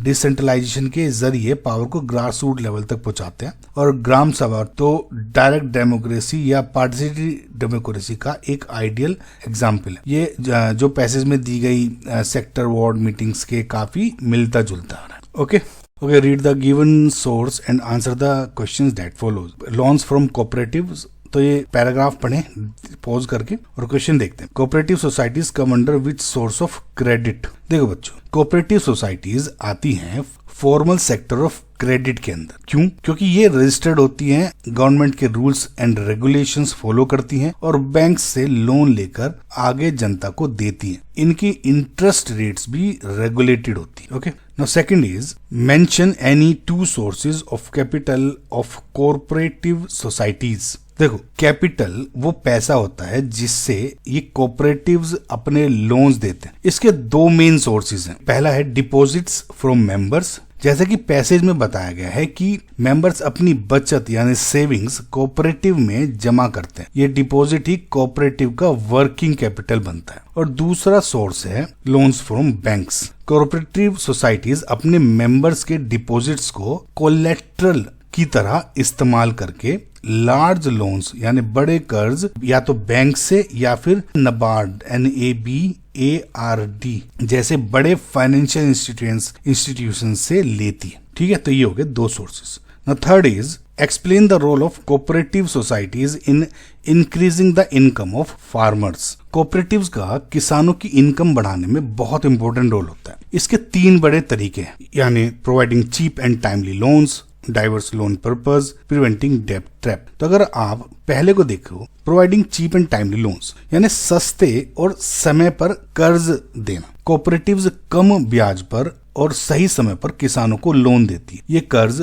सीड, फर्टिलाइजर्स, मशीनरी जैसे ट्रैक्टर्स खरीदने के लिए मिलता है। जब इनपुट कॉस्ट्स यानी जो लागत कम होती है तो प्रॉफिट और इनकम बढ़ती है ना। Second, diverse loan purpose. जैसा कि पैसेज में दिया है, ये सिर्फ खेती के लिए नहीं बल्कि फिशरी यानी मछली पालन, कंस्ट्रक्शन ऑफ हाउसेज यानी घर बनाना और व्यापार यानी ट्रेड के लिए भी लोन देती है। इससे किसान सिर्फ खेती पर निर्भर नहीं रहते, वो दूसरे काम शुरू करके अपनी इनकम के सोर्सेज को बढ़ाते हैं और डाइवर्स कर सकते हैं। थर्ड इज प्रिवेंटिंग डेब्ट ट्रैप। फॉर्मल सेक्टर से चीप लोन मिलने पर किसान मनी लेंडर्स यानी साहूकार के बहुत ज्यादा ब्याज वाले कर्ज से बच जाते हैं। इससे उनकी इनकम का बड़ा हिस्सा ब्याज देने में खर्च नहीं होता और वो कर्ज के जाल यानी डेब्ट ट्रैप में फंसने से बच जाते हैं। Two places A and B have been marked on the given political outline map of India. Identify them with the help of the following information that write their correct names on the lines drawn near them. तो पहला है the place where the session of Indian National Congress was held in 1920। देखो, Indian National Congress ने इन 1920 2 sessions held किए थे जो कि बहुत पाइवटल थे आप नॉन कोऑपरेशन मूवमेंट के लिए। पहला जो सेशन हुआ था वो हुआ था सितंबर 1920 में और ये हुआ था कैलकाटा में, या इसको कोलकाता बोलते हैं। ये स्पेशल सेशन था। और दूसरा हुआ था दिसंबर में 1920 में ही, और ये था नागपुर सेशन, बेसिकली नागपुर में हुआ था। थोड़ी एक्स्ट्रा इन्फॉर्मेशन, जो कैलकाटा सेशन था वो लाला लाजपत राय ने प्रिसाइड किया था और इसी सेशन में नॉन कोऑपरेशन मूवमेंट अप्रूव किया गया था इनिशियली। और जो नागपुर सेशन था वो था आपका एनुअल सेशन और इसे प्रिसाइड किया था सी विजय राघवाचार्य। और इसमें आईएनसी का जो कॉन्स्टिट्यूशन था बहुत ड्रास्टिकली चेंज हुआ था। कुल मिला के अगर आप देखोगे कैलकाटा कहाँ आता है, वह पश्चिम बंगाल में, वेस्ट बंगाल में, ये है नागपुर में। तो ऑब्वियसली ये कौन सा स्टेट दिख रहा है, नागपुर कहाँ पे है, महाराष्ट्र में है ना, तो महाराष्ट्र है ये, तो ये क्या हो गया Nagpur. Again B the place where Gandhi ji started Dandi march, वो सबको पता है। दांडी मार्च कहाँ पे हुआ था स्टार्ट, साबरमती आश्रम से, जो कि कहाँ पे है, अहमदाबाद में। तो ये क्या है आंसर, साबरमती या अहमदाबाद लिख दो, एक ही बात हो जाएगी। ठीक है, okay. On the same political outline map of India, locate and label any 3 of the following with the symbols, suitable symbols. Okay, मैं आपको वैसे बताता हूँ बच्चों। Leading state in production of jute, जो लीडिंग स्टेट है वो देखिए jute is most important cash crop है और कहाँ पे, वेस्ट बंगाल में बेसिकली। और ये नंबर 1 लीडिंग स्टेट है वेस्ट बंगाल। तो वेस्ट बंगाल क्या है, ये वाला स्टेट है आपका। ठीक है, जो ये है ये बेसिकली क्या है आपका 1। ठीक है, वेस्ट बंगाल। दूसरा atomic power plant located in Gujarat. देखिए एटॉमिक पावर प्लांट जो लोकेटेड है वो है basically NPCIL, nuclear power corporation of India limited, और ये है आपका वियारा, VYARA, वियारा टाउन, किसमें, तापी डिस्ट्रिक्ट में ऑफ गुजरात। तो ये लगभग महाराष्ट्र है ना जो आपका, उससे लगी हुई डिस्ट्रिक्ट में है, तो लगभग ये इधर बेसिकली। ठीक है, तो ये होगा 2। Third is iron steel power plant located in Jharkhand. देखिए झारखंड के अंदर आपका एक टिस्को यानी टाटा आयरन स्टील कंपनी है जो कि जमशेदपुर में लोकेटेड है, विच इज इन झारखंड। तो ये है बेसिकली झारखंड, बिहार का पार्ट, और ये मान लो आप ये हो गया आपका Jamshedpur. Fourth is Shri Guru Ramdas ji international airport. देखिए ये जो इंटरनेशनल एयरपोर्ट है इज लोकेटेड इन अमृतसर, और आपका अमृतसर हो जाएगा, ये हो गया आपका पंजाब, लगभग इधर हो गया आपका अमृतसर, यानी हो गया 4th। देखिए जो ये पंजाब में है, पहली बात तो गुरु रामदास जी इंटरनेशनल एयरपोर्ट, इन्हें पढ़ा है एयरपोर्ट का, जो इनका गुरु रामदास जी थे वे थे 4th सिख गुरु, जिन्होंने ही ये अमृतसर सिटी फाउंड की थी। ओके, तो आई होप आपको समझ में आएगा 4th के 4th।